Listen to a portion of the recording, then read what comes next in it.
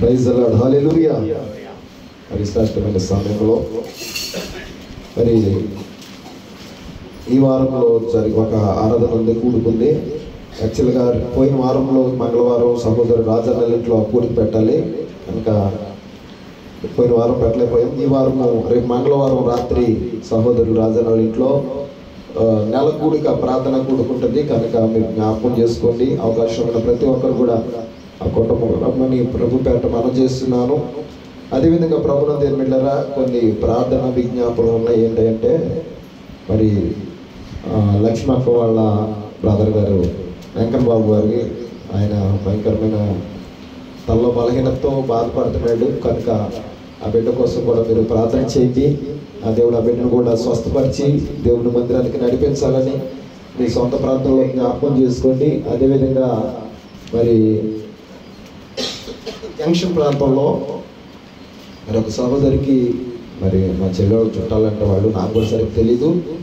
ప్రభునందు మిల్లరా గడిచినటువంటి 5 సంవత్సరాలుగా గర్భం వస్తూ 5 నెలల వరకు ఉండి 5 నెలలు వచ్చిన తర్వాత మరి గర్భం పోతుంది అని చెప్పి 5 సార్లు కూడా పోయింది వాళ్ళ ఇంటికి ఉన్నప్పుడు. ఒకవేళ ప్లేస్ ఏమన్నా మారితే గర్భం నిలుస్తుందని చెప్పి వాళ్ళు మంచి బందర్ దగ్గర కైకలూరు దగ్గర అనుకుంటా అక్కడ నుండి మరి మా చెల్లి వాళ్ళ ఇంట్లోకి తీసుకొచ్చారు. ఇక్కడికి వచ్చినప్పటికీ 6 నెలల నిన్న మరలా గర్భం పోయిందని మరి చెప్పినప్పుడు చాలా బాధ వేసింది. కనుక ప్రభునందు మిల్లరా మరి ఆ బిడ్డ కోసం కూడా ప్రార్థన చేయండి. ఏ దోషం అయితే ఆ బిడ్డ గర్భం మీద ఎలుబడి చేస్తుందో ఆ దోషానంతా కూడా తొలగింపు చేసి ఆ బిడ్డను కూడా దేవుడు ఫలం ఇవ్వాలని చెప్పి మీ సొంత ప్రార్థనలు ఆ బిడ్డ కోసం మీరు ప్రార్థన చేయవలసిందిగా ప్రభు పేట మనం చేస్తున్నాం. దేవునికి స్తోత్రం, హల్లెలూయా హల్లెలూయా. ప్రభునందు మిల్లరా దేవుడిచ్చినటువంటి ఈ మంచి సమయంలో బలహీనతలో ఉన్న వాళ్ళ కోసం ప్రార్థన చేసే గొప్ప శక్తిని దేవుడు మనకి ఇచ్చాడు, ఒక అభిషేకాన్ని మనకి ఇచ్చాడు. కనుక సంఘంగా దేవుని పిల్లలుగా మనం వాళ్ళ కోసం ఏం చేయాలంటే ప్రార్థన చేయాలి. దైవజనుడు అంటాడు అపోస్తలుడైన పౌలు గారు, మీ ఎడల నేను ప్రార్థన చేయకపోతే అది నాకు శాపం అవుద్ది అంటే. దేవునికి స్తోత్రం చెల్లిద్దాం. ప్రార్థన చేయకపోవడం ఏమవుద్దంట చెప్పాలి. మీ కొరకు నేను ప్రార్థన చేయకపోవడం అది నాకు ఎలా మారుతుంది అంటే శాపంగా. కనుక ప్రార్థన చేయకపోవడమే ఒక శాపం. కనుక ప్రభునందు బిడ్డలారా నేను కావచ్చు మీరు కావచ్చు ప్రార్థన చేద్దాం. దేవునికి స్తోత్రం చెల్లిద్దాం. ప్రార్థనే దేవుడు మనకి ఇచ్చిన ఒక ఆయుధం. దేవుని పిల్లలుగా ఆయనకి మనకి ఉన్న ఒక అటాచ్మెంట్ ఏంటి అంటే ఆయన మనం కలుసుకునే స్థలం ఏంటి అంటే ప్రార్థనే. కనుక మీరు ప్రార్థన చేయండి. ప్రార్థనలో ఈ యొక్క మన విజ్ఞాపనలు కూడా మీరు జ్ఞాపకం చేసుకోవాల్సిందిగా ప్రభు పేట మనం చేస్తున్నాం. దేవునికి స్తోత్రం, హల్లెలూయా. మరి శ్రేష్టమైన కొద్ది నిమిషాలు దేవుని మాటలు మనం విందామండి. అత్యంత ప్రాముఖ్యమైనటువంటి సమయము దేవుని మాటలు విందాం. ఈ మాటలు మీరు శ్రద్ధగా గమనించండి. ఒక దైవజనుడు అన్నాడు, మీకు కనుక గులకరాళ్ళు కనుక కావాల్సి వస్తే రాళ్ళు చిన్న చిన్న రాళ్ళు కనుక కావాల్సి వస్తే సముద్రం ఒడ్డు నేరుకోండి. ఎక్కడ దొరికాయంట గులకరాళ్ళు చెప్పాలి. గులకరాలు కనుక కావాల్సి వస్తే సముద్రం దగ్గర బీచ్ ఉన్న ఒడ్డు నేరుకోండి. అదే కనుక మీకు ముత్యాలు కావాల్సి వస్తే సముద్రపు లోతుల్లోకి వెళ్ళండి అన్నాడు. దేవునికి స్తోత్రం చెల్లిద్దాం. ముత్యాలు ఎక్కడ దొరుకుతాయి చెప్పాలి. ముత్యాలు ఎక్కడ ఉంటాయి? సముద్రపు లోతుల్లో ఉంటాయి. గులకరాలు ఎక్కడ దొరుకుతాయి?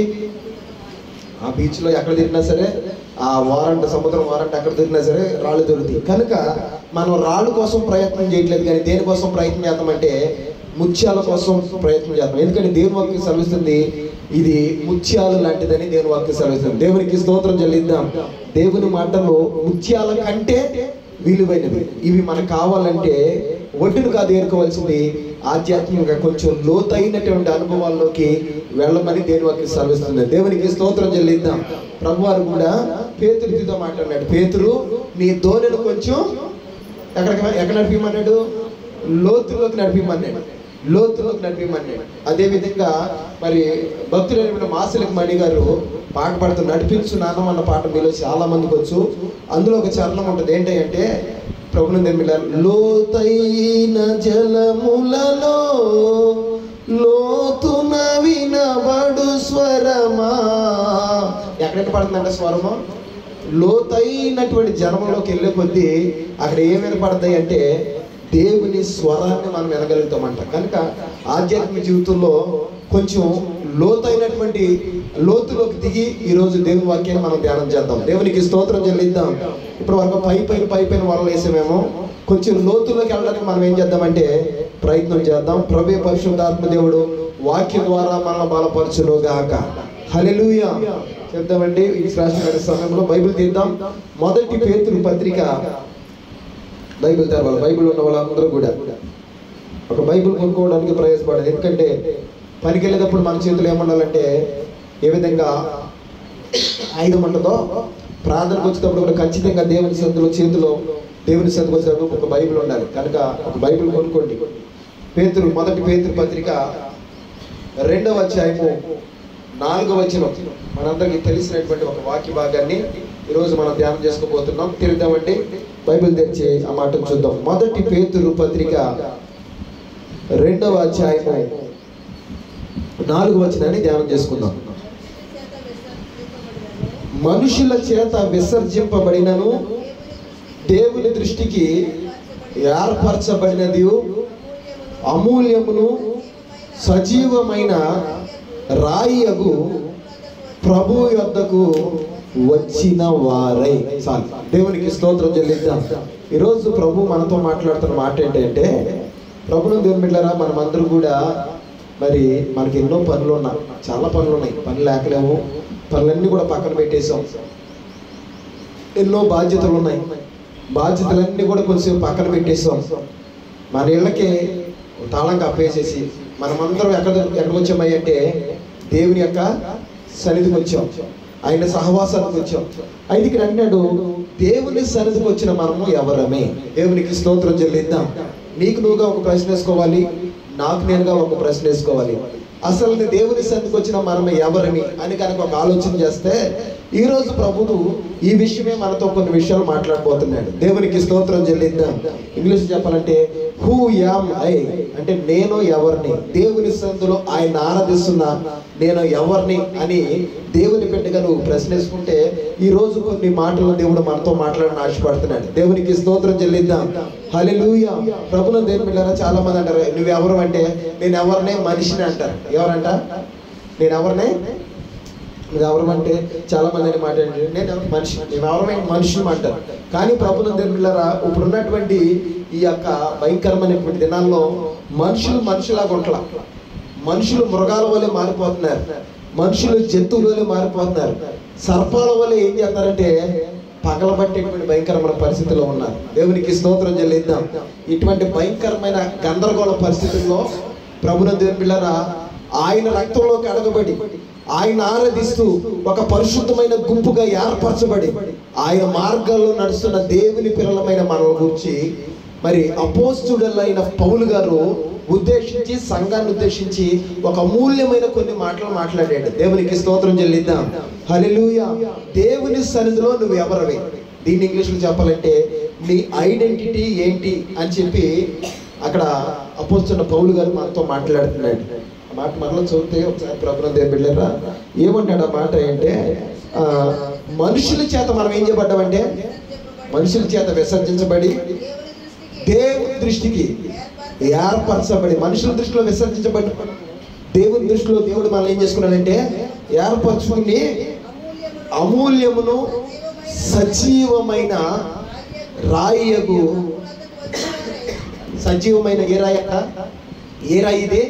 సజీవమైన రాయి. సజీవమైన రాయియగు ప్రభు యొద్దకు వచ్చిన వారమై అని చెప్పి మనల్ని ఉద్దేశించి మాట్లాడుతున్నాడు. దేవునికి స్తోత్రం చెల్లిద్దాం.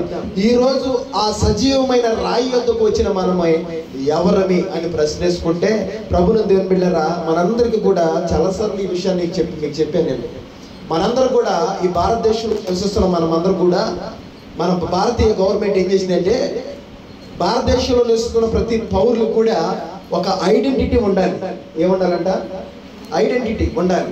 అసలు నువ్వు ఎవరో ఎక్కడికి వెళ్ళినా సరే తెలవాలి అని చెప్పి అందరికి కూడా ఒక ఐడెంటిటీ కార్డు అని ఇచ్చింది. దేవునికి స్తోత్రం చెల్లిద్దాం. ఉందా లేదా మీకు ఐడెంటిటీ కార్డు? దాన్ని ఏమన్నారు అంటే ఆధార్ కార్డు అన్నారు. ఏం కార్డు? ఆధార్ కార్డు. నీ ఐడెంటిటీ అంటే నువ్వు ఏ దేశస్తుడివో, నువ్వు ప్రదేశం వెళ్ళినా ఎక్కడికి వెళ్ళినా సరే, నువ్వు ఎవరివో తెలుసుకోవాలి. అది ఇండియాలో ఎక్కడ ఉన్నావు సరే, నిన్ను గురించి తెలుసుకోవాలంటే ఈ ఐడెంటిటీ కార్డు ఉంటే చాలు. దేవునికి స్తోత్రం చెల్లిద్దాం. ఇప్పుడు ప్రతి దానికి కూడా నువ్వు ఏది ఆన్లైన్లో అప్లై చేయాలనుకున్నా ఏమడుగుతున్నారయ్యా అంటే, ఏమడుగుతున్నారు?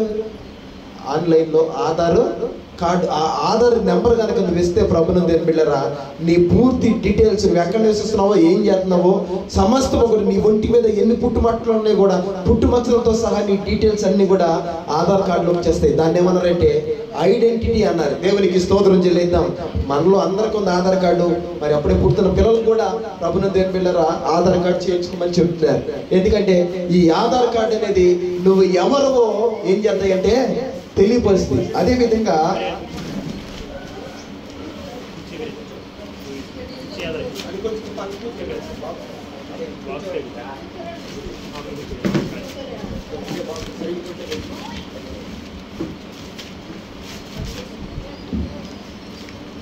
Praise lord. హల్లెలూయా, హల్లెలూయా. నీవు చేసిన ఉపకారములకు నేనేమి చెల్లింతును? నీవు చేసిన ఉపకారములకు నేనేమి చెల్లింతును? ఏడాది దూడలనా, వేలాది పొట్టేళ్ళనా, ఏడాది దూడలనా, వేలాది పొట్టేళ్ళనా, నీవు చేసిన ఉపకారములకు నేనేమి చెల్లింతును? హల్లెలూయా. ప్రభునందు బిడ్డలారా, అపోస్తలుడైన పౌలు గారు అంటున్నాడు, సజీవమైన రాయియగు ప్రభు యొద్దకు వచ్చిన వారై అని చెప్పి దాని ప్రసంగాన్ని స్టార్ట్ చేసి, దేవుని దగ్గరకు వచ్చినటువంటి దేవుని పిల్లలమైన మనము ఎవరని అని ప్రభు ఇక్కడ పేతురు గారు మాట్లాడుతూ సంఘంతో కొన్ని అమూల్యమైన విషయాలు చెప్తున్నాడు. దాన్ని ఉద్దేశించి మనం అన్నాం, ప్రభునందు బిడ్డలారా, ఈ లోకంలో దేవుని పిల్లలమైన మనకి ఒక ఐడెంటిటీ ఉంది. దేవునికి స్తోత్రం చెల్లిద్దాం. ఏముంది అంటే ఒక ఐడెంటిటీ ఉంది. ఏంటి ఐడెంటిటీ అంటే, ప్రభునందు బిడ్డలారా, ఈరోజు దాని గురించి కొన్ని విషయాలు మీకు చెప్తాను. శ్రద్ధగా మీరు ఆలకించండి. ఆ ఐడెంటిటీ ఏంటో, దాని వలన మనకు వచ్చేటువంటి ప్రయోజనం ఏంటో కొద్ది నిమిషాలు మీతో మాట్లాడిన ఈరోజు నేను ఆశపడుతున్నాను. యాక్చువల్గా చెప్పాలంటే ప్రభునందు బిడ్డలారా, అపవాదిగాడు నువ్వు ఎప్పుడైతే రక్షణ పొందుకున్నావో, ఎప్పుడైతే దేవుని బిడ్డగా మార్చబడ్డావో, అప్పటి నుండి వాడు చేసే ప్రయోగం ఏంటి అంటే, వాడి పని ఏంటి అంటే నీ ఐడెంటిటీని ఏం చేయాలంటే పాడు చేయాలని. దేవునికి స్తోత్రం చెల్లిద్దాం. దేవుడు నీకు ఇచ్చినటువంటి ఆ ఐడెంటిటీ ఏదైతే ఉందో, ఐడెంటిటీ పాడు చేయాలని, నీ గుర్తింపును పాడు చేయాలని, నిన్ను లోకంలో ప్రభునందు బిడ్డలారా తక్కువ వానిగా చూపించాలని చెప్పి వాడు ఎప్పుడు కూడా ప్రయత్నం చేస్తాడు. ఎందుకంటే నిన్ను దారి తొలగించాలన్నది వాడి ఒక ఆశ, నిన్ను దేవుని మార్గంలో నుండి తప్పించాలన్నది, అసలు నీకు నువ్వెవరో తెలుసుకోకుండా నీకు గుడ్డితనం కలగ చేయాలన్నదే వాడి ఆలోచన. కనుకనే ప్రభునందు బిడ్డలారా, మొట్టమొదటగా అపవాదిగాడు చేసే ప్రయోగాలు ఒక పన్నాగం ఏంటి అంటే మన ఐడెంటిటీని ఏం చేస్తాడని గుర్తించకుండా చేస్తాడు. దేవునికి స్తోత్రం చెల్లిద్దాం. ఈరోజు నువ్వెవరో నీకు తెలిస్తే దేవుని సందులో బలము కలిగి, రోషం కలిగి, దేవుని కోసం నిలబడే వ్యక్తిగా ఉంటాం. దేవునికి స్తోత్రం చెల్లిద్దాం. ఇది ఎలా పాడు చేస్తాడయ్యా మన ఐడెంటిటీని అని కనుక ఆలోచన చేస్తే, ప్రభునందు బిడ్డలారా, ఈ శ్రేష్టమైనటువంటి సమయంలో మనందరూ తెలుసు, మరి దానియేలు గ్రంథంలో మరి నెబుకద్నెజరు అనేటువంటి రాజు ఇశ్రాయేలు దేశం మీద దండెత్తి దానంతా కూడా ఆ మందిరాన్ని కూలదోచి అక్కడ ఉన్నటువంటి ప్రాకారాలను కూడా పడగొట్టేసి ఆ ప్రాంతానంతా కూడా కొల్ల సొమ్మునంతా కూడా పట్టుకుని నెబుకద్నెజరు బబులోను దేశానికి వెళ్ళిపోయాడు. అక్కడికి వెళ్ళిన తర్వాత జరిగిన కార్యం ఏంటి అంటే ప్రభునందు బిడ్డలారా, మరి కొంతమంది ఇక్కడ వెళతా ఆయన దగ్గర పని చేయడానికి మరి మంచి యవనస్తులైన వారిని కొంతమందిని పట్టుకెళ్ళాడు. వారిలో శ్రేష్టమైన వారిలో కొంతమందిని ఆయా పనులు పెట్టాడు. కానీ తీసుకెళ్లిన వారిలో శ్రేష్ఠులుగా ఉన్న వారిని, రాజనగర యందు నిలబడగలిగినటువంటి వారిని కొంతమందిని సెలెక్ట్ చేసుకున్నాడు. వీళ్ళని తీసుకెళ్ళి ఎక్కడ పెట్టుకున్నాడంటే రాజనగర్లో పెట్టుకున్నాడు. రాజనగర్ అంటే ఏంటంటే రాజుగారు నివసించే ఎక్కడైతే ఉంటాడో ఆ అంతఃపురం ఏదైతే ఉందో, రాజులు రాణిలు ఎక్కడైతే ఉంటారో ఆ ప్రాంతంలోకి తీసుకెళ్లి పెట్టుకున్నాడు కొంతమంది, ఒక 4 వ్యక్తుల్ని. దేవునికి స్తోత్రం చెల్లిద్దాం. వాళ్ళ పేర్లు ఏంటి వాళ్ళ పేర్లు?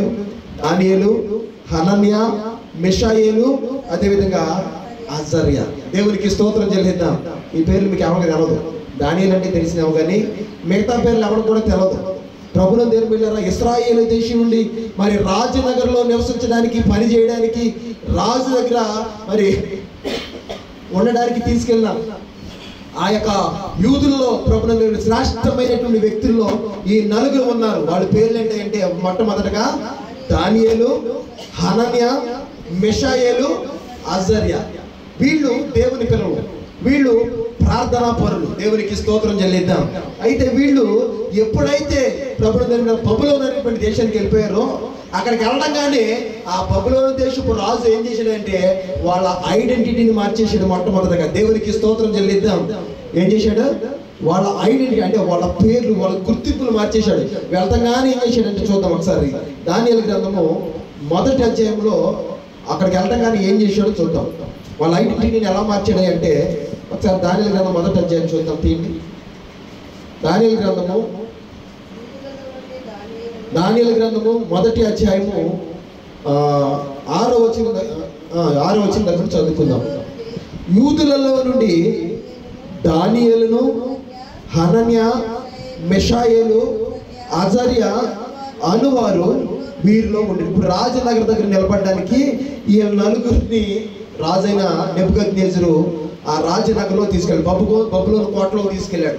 మిగతా వాళ్ళని చాలా మంది తీసుకెళ్లారు. మిగతా వాళ్ళందరూ కూడా ఆయా స్థలాల్లో పనిచేయడానికి కింద రాజ్యంలో వదిలేశాడు. కానీ వీళ్ళ 4 మాత్రం, ఎందుకంటే వీళ్ళు గ్రహించాడు, వీళ్ళ జ్ఞానంలో కానీ తెలివితేటలో కానీ అన్ని విధాలు కూడా ఎన్ని రకాలుగా పరిశీలన చేసినా మరి నెబుకద్నెజరుకు వాడికి కనపడింది ఏంటంటే వీళ్ళు నా దగ్గర నిలబడడానికి యోగ్యులు. అందుకని రాయబడిన పైన రాజనగర యందు నిలబడడానికి యోగ్యులైన కొందరు వ్యక్తుల్ని, ఆ కొందరు ఎవరైతే ఈ 4 ఎవరైతే ఒక దానియేలు, 2 హనన్యా, 3 మిషాయేలు, 4 ఏంటంటే అజర్యా. వీళ్ళు ఇశ్రాయేలు దేశంలో ఉన్నటువంటి వాళ్ళ పేర్లు అనమాట.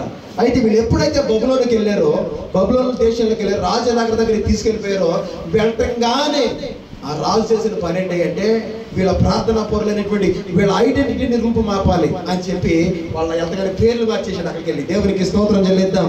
మొట్టమొదటి తీసుకెళ్ళడం కానీ ఏం చేశాడంటే వాళ్ళ పేర్లు ఏం చేశాడంట మార్చాడు. ఏం పేర్లు ఏంటంటే చూద్దాం ఒకసారి.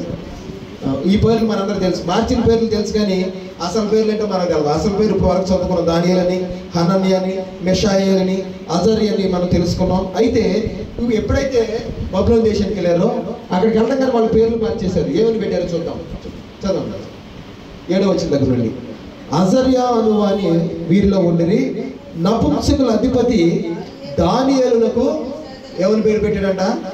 దానియేలుకి ఏమో బెల్తెషాజర్ అని, అదేవిధంగా హనన్యాకేమో షడ్రక్ అని, మిషాయేలుకేమో మేషక్ అని, అజర్యాకేమో అబేద్నెగో అని ఏం చేశారంటే పేర్లు పెట్టారు. ఈ పేర్లు మార్చాల్సిన పని ఏమొచ్చిందంటే అండి అసలు మనం ఒకసారి ఆలోచించాలి. ఈ విధంగా మన ఆలోచనలో ఆలోచన చేద్దాం. వీళ్ళు వెళ్ళడం కానీ వీళ్ళ పేర్లోని వాళ్ళకి దానియేలని, మిషాయేలని, హనన్యా అని, అజర్యా అని 4 పేర్లు ఉన్నాయి. మంచి పేర్లు అవి కూడా. అయితే ఇవి దైవ సంబంధమైన పేర్లు. అయితే ఎప్పుడైతే ప్రభువును దేవుని బిడ్డలారా బబులోను రాజు అయిన నెబుకద్నెజరు విగ్రహారాధన దేశమైన బబులోను తీసుకెళ్ళిపోయాడో అక్కడ వెళ్ళటంగానే వీళ్ళు నా దగ్గర నిలబడాలంటే ముందుగా వీళ్ళ ఐడెంటిటీని ఏం చేయాలంటే రూపు మార్చేయాలి, ఐడెంటిటీ తీసేయాలని చెప్పి అక్కడికి వెళ్ళటంగానే వాళ్ళ పేర్లు మార్చేశారు, వాళ్ళ తీర్లు మార్చేశాడు. దేవునికి స్తోత్రం చెల్లిద్దాం.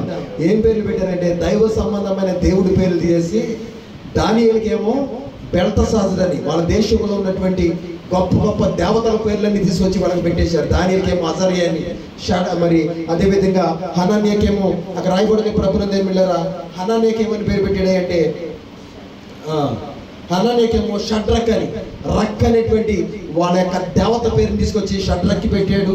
అదేవిధంగా ప్రభువును దేవుని బిడ్డలారా మిషాయేలుకేమో మేషక్ అని, అంటే ఆ బబులోను దేశస్తులు ఏ దేవతలు అయితే ఆరాధన చేస్తారో ఆ దేవతల పేర్లు తీసుకొచ్చి ఎవరికి పెట్టారు అంటే ఇశ్రాయేలు ఆ 4 ప్రభువును దేవుని బిడ్డలారా ఆ యవనస్తులకి వాళ్ళ పేర్లు తీసి ఈ పేర్లు తీసుకొచ్చి విగ్రహారాధన పేర్లు తీసుకొని తగిలిచ్చేశారు. మొట్టమొదటిగా ఏం చేశారంటే వాళ్ళ ఐడెంటిటీని ఏం చేశారంటే మార్చివేశారు. వాళ్ళ ఐడెంటిటీ మారింది కానీ వాళ్ళ ప్రార్థనలో ఏమాత్రం వివరాలది అంటే మార్పు రాల. దేవునికి స్తోత్రం చెల్లిద్దాం. దేశాలు మారినాయి కానీ ప్రభుత్వం దేని వెళ్ళారా వాళ్ళ దైవిక సంబంధమైన భక్తులు ఏం రాలది అంటే మార్పు రాల. కొంతమంది ఏం చేస్తారంటే ప్రార్థనలో ఉన్నంతసేపు బాగానే ఉంటారు, గనక ప్రార్థన లేని స్థలాలకు వెళితే ఇక ప్రార్థన వాళ్ళకి గుర్తురాదు. దేవునికి స్తోత్రం చెల్లిద్దాం. ప్రార్థనలో ఉండే ప్రార్థన స్థలాల్లో, ప్రార్థనకు వచ్చేటువంటి స్థలాల్లో ప్రార్థన పరులైన వారితో ఉన్నంతసేపు ఎక్కడ ఉంటారా అంటే ప్రార్థనలో ఉంటారు. ప్రార్థన లేనటువంటి ఒకవేళ స్థలం మారిందనుకో, ఊరు మారిందనుకో, అక్కడ వెళ్ళేపాటికి ఇక ప్రార్థన రోజు ఇక్కడ ఉంటే ప్రార్థన చేసేవాళ్ళు అక్కడికి వెళ్తే ఏం చేయరు అంటే ప్రార్థన చేయరు. ప్రార్థన ఉండదు, ఇక ప్రార్థన ఉండదు. కానీ వీళ్ళు అలాంటి వాళ్ళు కాదు. దేవునికి స్తోత్రం చెల్లిద్దాం. దేశము మారినా వాళ్ళ ప్రార్థనలు ఎటువంటి ఏమి రాలేదంటే మార్పు రాల. వాళ్ళ ఐడెంటిటీని మార్చిన వాళ్ళ భక్తి జీవితంలో ఎటువంటి ఏమి రాలేదంటే మార్పు రాల. ఎందుకు ఈయన వాళ్ళ పేర్లు మార్చారంటే వీళ్ళందరూ కూడా వాళ్ళ దేవుని భయభక్తితో ఆరాధించేటువంటి వాళ్ళు కనుక వీళ్ళు పేర్లు మార్చేస్తే వీళ్ళు ప్రార్థన చేయడం ఏం చేస్తారంటే మానేస్తారు అని చెప్పి ఒక విధంగా చెప్పాలంటే ఆ విగ్రహాన్ని కూడా వీళ్ళ కోసమే నిలబెట్టి ఉంటారు. దేవునికి స్తోత్రం చెల్లిద్దాం. వాళ్ళకు వచ్చిన శాసనం కూడా, ఆ దానియేలుకు వచ్చిన శాసనం కూడా అదే. ఎందుకంటే నువ్వు ప్రార్థన చేయకుండా ఉంటాడని చెప్పి నెల రోజులు ఎవరు కూడా ఏం చేయకూడదు అంటే ప్రార్థన చేయకూడదని చెప్పి ఒక శాసనం పుట్టించారు. శాసనాలు వచ్చినా సరే ప్రభుత్వం దేని పిల్లరా వాళ్ళు ప్రార్థన చేయడం ఏం చేయలేదంటే మానలా. మిమ్మల్ని తీసుకెళ్లి అగ్నిగుణంలో పడేస్తామని చెప్పినప్పటికీ ప్రభుత్వం దేని పిల్లరా అగ్నిగుణమే కాదు దాన్ని ఏడంతలు మీరు చేసుకున్నా సరే నువ్వు నిలబెట్టిన విగ్రహానికి మేము ఏం చేయమంటే మొక్కమన్నారు. కారణం ఏంటంటే ప్రభుత్వం దేని పిల్లరా వాళ్ళ ఐడెంటిటీలు మారినాయి కానీ వాళ్ళ భక్తి జీవితంలో ఎటువంటి ఏం రాలేదంటే మార్పు రాల. ఈరోజు పరిస్థితులు మారిపోవచ్చు, గవర్నమెంట్లు మారిపోవచ్చు, పరిస్థితులన్నీ కూడా తారుమారు అయిపోవచ్చు, కానీ దేవుని పిల్లలమైన మన ఐడెంటిటీ ఏం చేయకూడదు అంటే మార్చుకోకూడదు. దేవునికి స్తోత్రం చెల్లిద్దాం.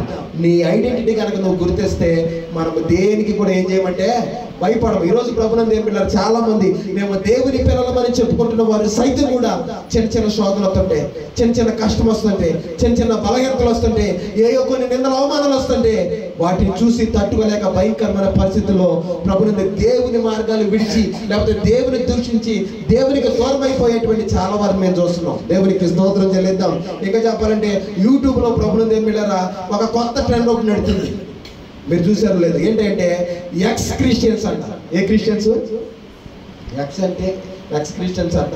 అది గ్రూప్ పెట్టారు, అదొక ఛానల్ పెట్టారు.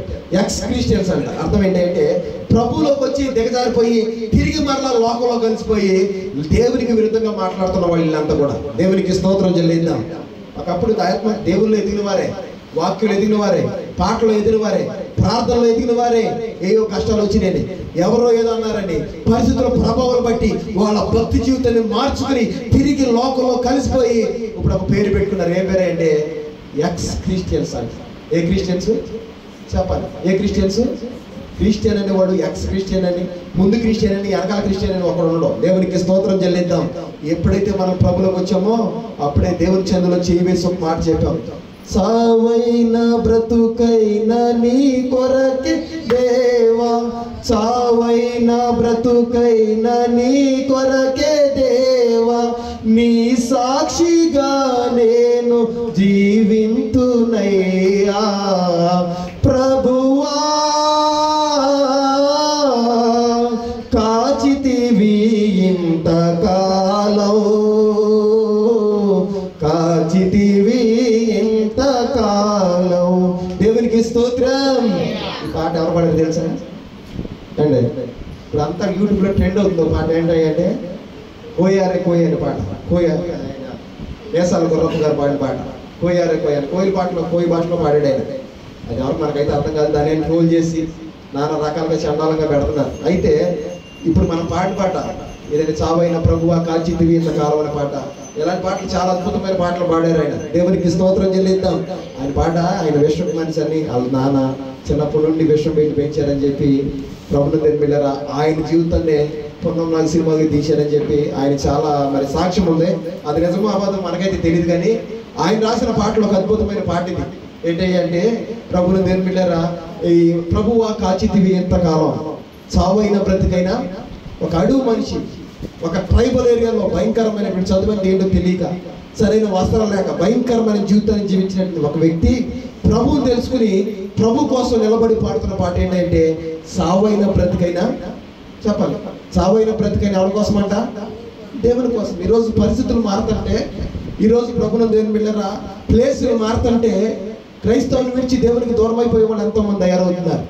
ఈరోజు ఎప్పుడైతే నువ్వు దేవుని సందులో చేయి వేసావో మార్చి ఈయన అంటున్నాడు, అదే పాట పాడి నేను, చావైన బ్రతికైనా నీకోసమేనయ్యా, నీ సాక్షిగా నేను ఎలా ఏం చేస్తానంటే జీవిస్తాను. ఎప్పుడైతే ప్రభు చేతిలో చేయి వేసామో, నిందలు వచ్చినా, కరువు వచ్చినా, ఎన్ని భయంకరమైన పరిస్థితి వచ్చినా ప్రభుత్వ దేవుని బిడ్డరా షడ్రక్ మేషక్ అబేద్నెగోల వలె, దానియేలు వలె మనం ఎక్కడున్నప్పటికీ ప్రభు కోసం మనం నిలబడుతున్నాము గాక.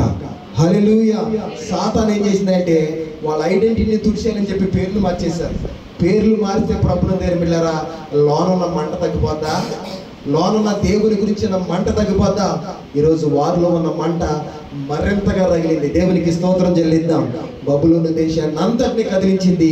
బబులోను దేశపు రాజే దేవునికి సాక్షుడయ్యేంతగా, ఒక శాసనం రాసేంత స్థితిలోకి నెబుకద్నెజరును మార్చేసింది. దేవునికి స్తోత్రం చెల్లిద్దాం.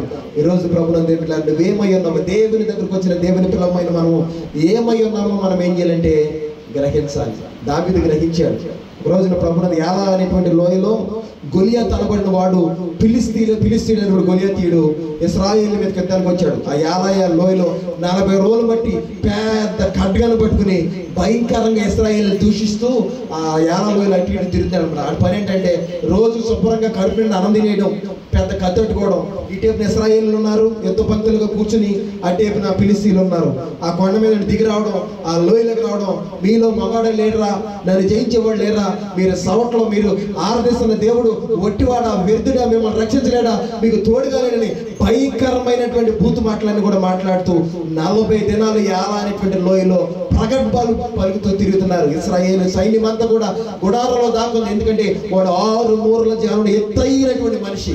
వాడికి భయపడి వీళ్ళు వెళ్ళిపోయి ఆ యొక్క గుడారాలు దాక్కుంటే రాజు ప్రభుత్వ సౌలు రాజు ఎత్తుగా ఉంటాడు, బలంగా ఉంటాడు, యుద్ధం వస్తే ముందు నిలబడతాడని ప్రజలందరూ కూడా మాకు సౌలు రాజుగా కావాలి, సౌలు రాజుగా కావాలని సౌలు రాజు కోరుకుంటే గొలియాతుని చూసి రాజు అయిన సౌలు ఏం చేశాడంటే గుడారంలోకి వెళ్ళి దాక్కున్నాడు. ఎవడు కూడా ముందుకు రాట్లా.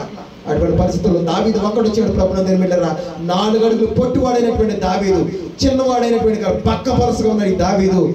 అక్కడికి వచ్చాడు, యుద్ధానికి వచ్చాడు. మనలేదు యుద్ధం చేస్తున్నారు అనుకుంటే వాడెవడికో భయపడి వీళ్ళు వెళ్ళిపోయి గుడారాలు దాక్కుంటారు.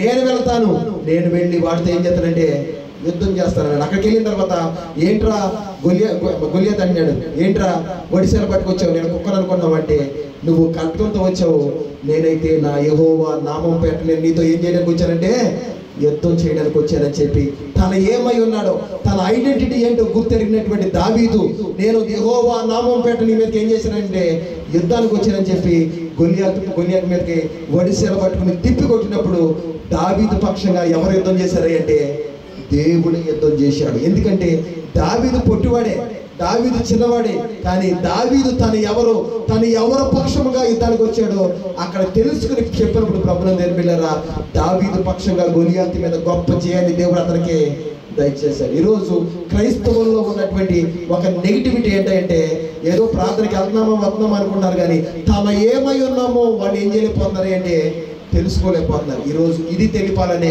అపోస్తుడైనటువంటి పౌలు గారు సంఘం ఎదుట నిలబడి ఇదిగో సజీవమైనటువంటి మనుషుల చేత విసర్జించబడింది, అదేవిధంగా అమూల్యమునైనటువంటి రాయి వద్దకు వచ్చినటువంటి మీరు ఎవరై ఉన్నారని ప్రసంగాన్ని ఎత్తుకొని మాట్లాడుతున్నాడు. దేవునికి స్తోత్రం చెల్లిద్దాం.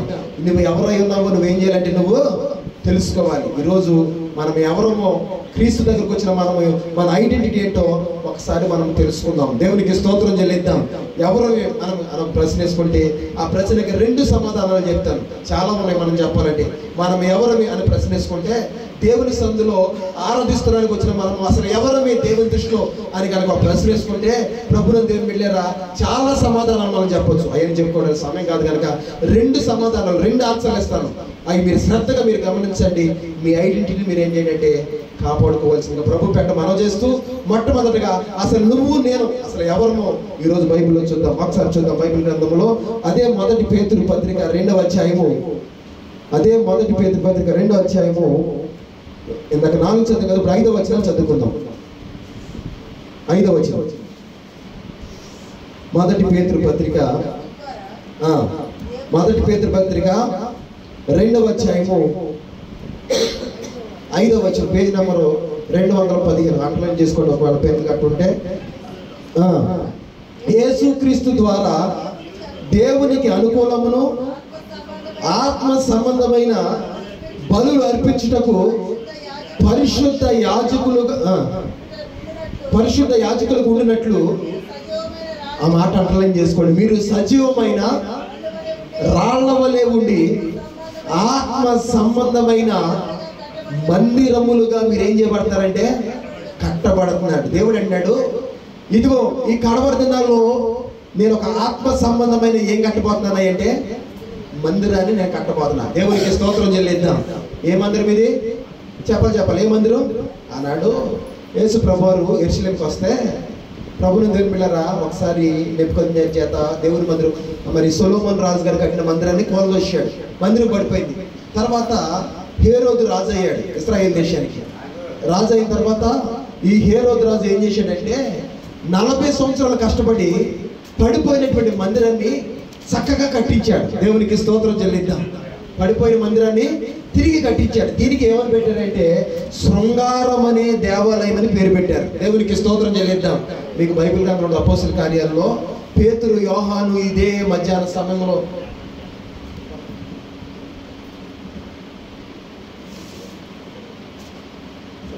తీసుకొచ్చారు. అమ్మ ఒకసారి మీరు కళ్ళు మూసుకోండి. మరి సహోదరు కోసం ప్రార్థన చేద్దాం. తర్వాత మనం దేవుని వాక్యాన్ని ధ్యానం చేసుకుందాం. ఒక నిమిషం ఆ బిడ్డ కోసం మనం ప్రార్థన చేద్దాం. ఆ బిడ్డలో ఉన్న ప్రతి బలహీనత కూడా దేవుడు తొలగింపు చేయండి. నా దేవునికి అసాధ్యమైనది ఏది లేదు కనుక సమస్తమైన సాధ్యపరిచిన వాగ్దానం ఇచ్చారు. ఒక్క నిమిషం మీ చేతులు పైకెత్తి, అందరు కూడా మీ చేతులు పైకెత్తి మరి సహోదరుడి కోసం ఒక్క నిమిషం ప్రార్థన చేద్దాం. దేవుడు వాక్యం సెలవిస్తుంది, ఇదిగో ఒక్క ఆత్మ కూడా నశించిపోవడం నాకు ఇష్టం లేదని. నా యొద్దకు వచ్చిన వాటిని ఎంత మాత్రం కూడా దేవుడు త్రోసివేయని వాగ్దానం ఇచ్చారు కనుక ఈ మధ్యాహ్న సమయంలో మన సంఘ ప్రార్థన బట్టి నా దేవుడి బిడ్డను మరి ఆ రక్షించాలి. ఆ బలహీనత అంతా కూడా విడుదల కలిగి చేసి ఈ బిడ్డలకి సంపూర్ణమైనటువంటి స్వస్థత చేకూర్చి ఆయన మందులో ఒక సజీవమైనటువంటి సాక్షిగా ఈ బిడ్డను నిలబెట్టడాలని ఒక్క నిమిషం బిడ్డ కోసం ప్రార్థన చేద్దాం. నాతో పాటు కలిసి ఏకీపించి ఏ బిడ్డ వైపు మీ చేతులు చాపి ప్రార్థన చేయవలసిందిగా అనుచేస్తూ మనమందరూ కూడా ప్రార్థన చేద్దాం. బిడ్డ కోసం మహాపరిశుద్ధుడైన మా తండ్రి, కృప కలిగిన మా దేవ, యేసయ్యా నీకు వందనాలు నాయన. ఈ శ్రేష్టమైన సమయంలో మొట్టమొదటిగా మీ మందిరానికి వచ్చినటువంటి బలహీనమైనటువంటి నీ బిడ్డను ఒకసారి కృపలో మీరు జ్ఞాపకం చేసుకోండి. కృపలో మీరు జ్ఞాపకం చేసుకోండి ప్రభువా.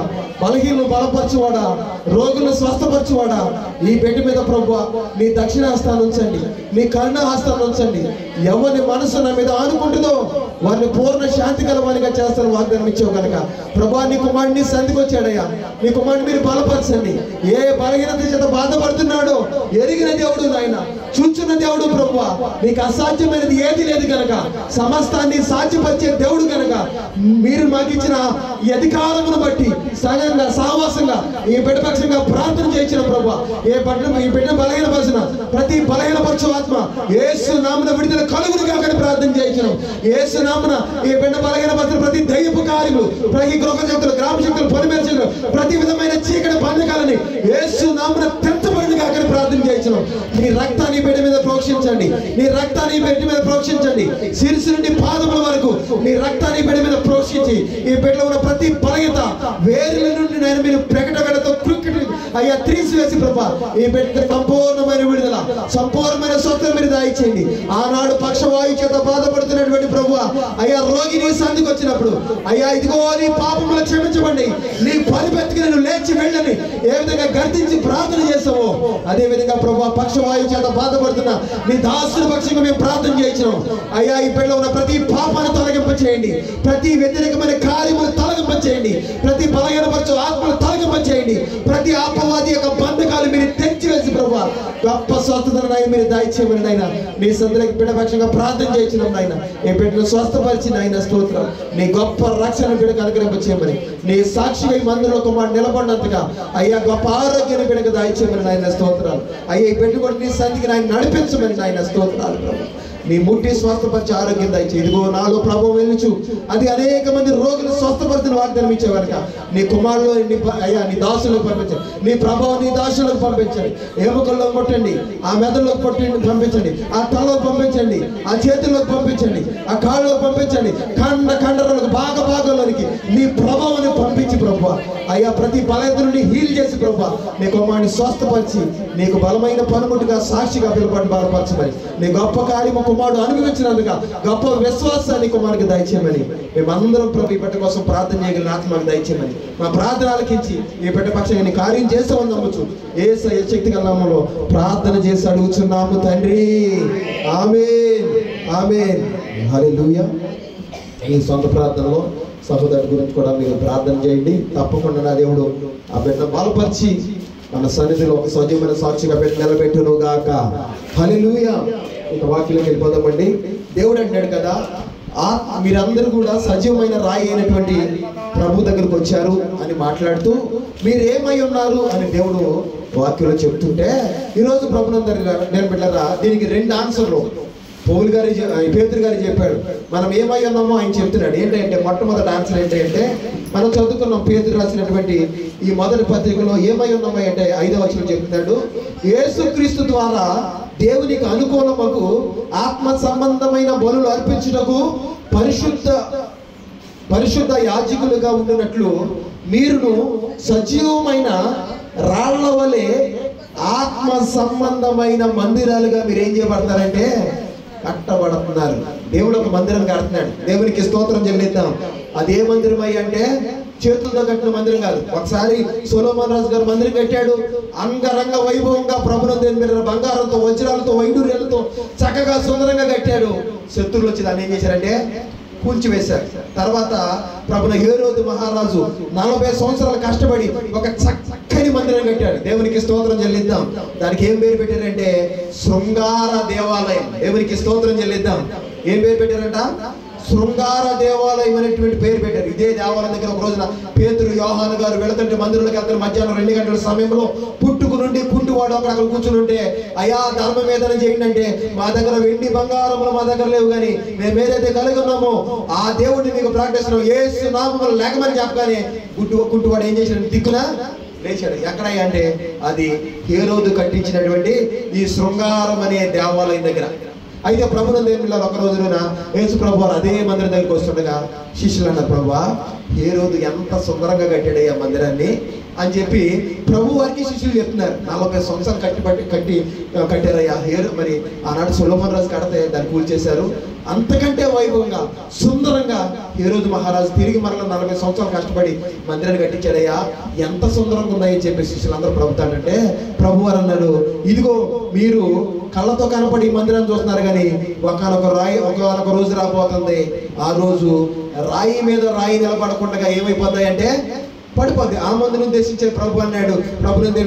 ఆ మందిరం గురించి మాట్లాడుతున్నప్పుడు అన్నాడు, ఇదిగో ఈ మందిరాన్ని మీరు పడగొట్టండి, నేను ఎన్ని రోజుల్లో తిరిగి లేపుతానన్నాడంటే 3 రోజుల్లో తిరిగి నేను లేపుతానన్నాడు. ప్రభునందు బిడ్డలారా, అయితే ఇవన్నీ కూడా శరీర సంబంధమైన మందిరాలు. అయితే ఇక్కడ దేవుడు అంటున్నాడు, నేను కడవరి కాలంలో ఒక ఆత్మ సంబంధమైన ఏం కట్టబోతున్నానంటే చెప్పాలి. ఏమో కట్టబోతున్నాను? ఏ మందిరం ఇది? ఆత్మ సంబంధమైన, శరీర సంబంధమైన మందిరం కాదు, ఆత్మ సంబంధమైన మందిరాన్ని నేను ఏం చేస్తానంటే కట్టబోతున్నాను. ఆ మందిరంలో రాళ్ళు ఎవరో కాదు, సజీవమైన రాళ్ళు ఎవరో అంటే మీరే. దేవునికి స్తోత్రం చెల్లిద్దాం. ఏ రాళ్ళు అంటే ఇవి? చెప్పాలి. ఏ రాళ్ళు? చెప్పాలి, అందరూ చెప్పాలి. ఏ రాళ్ళు?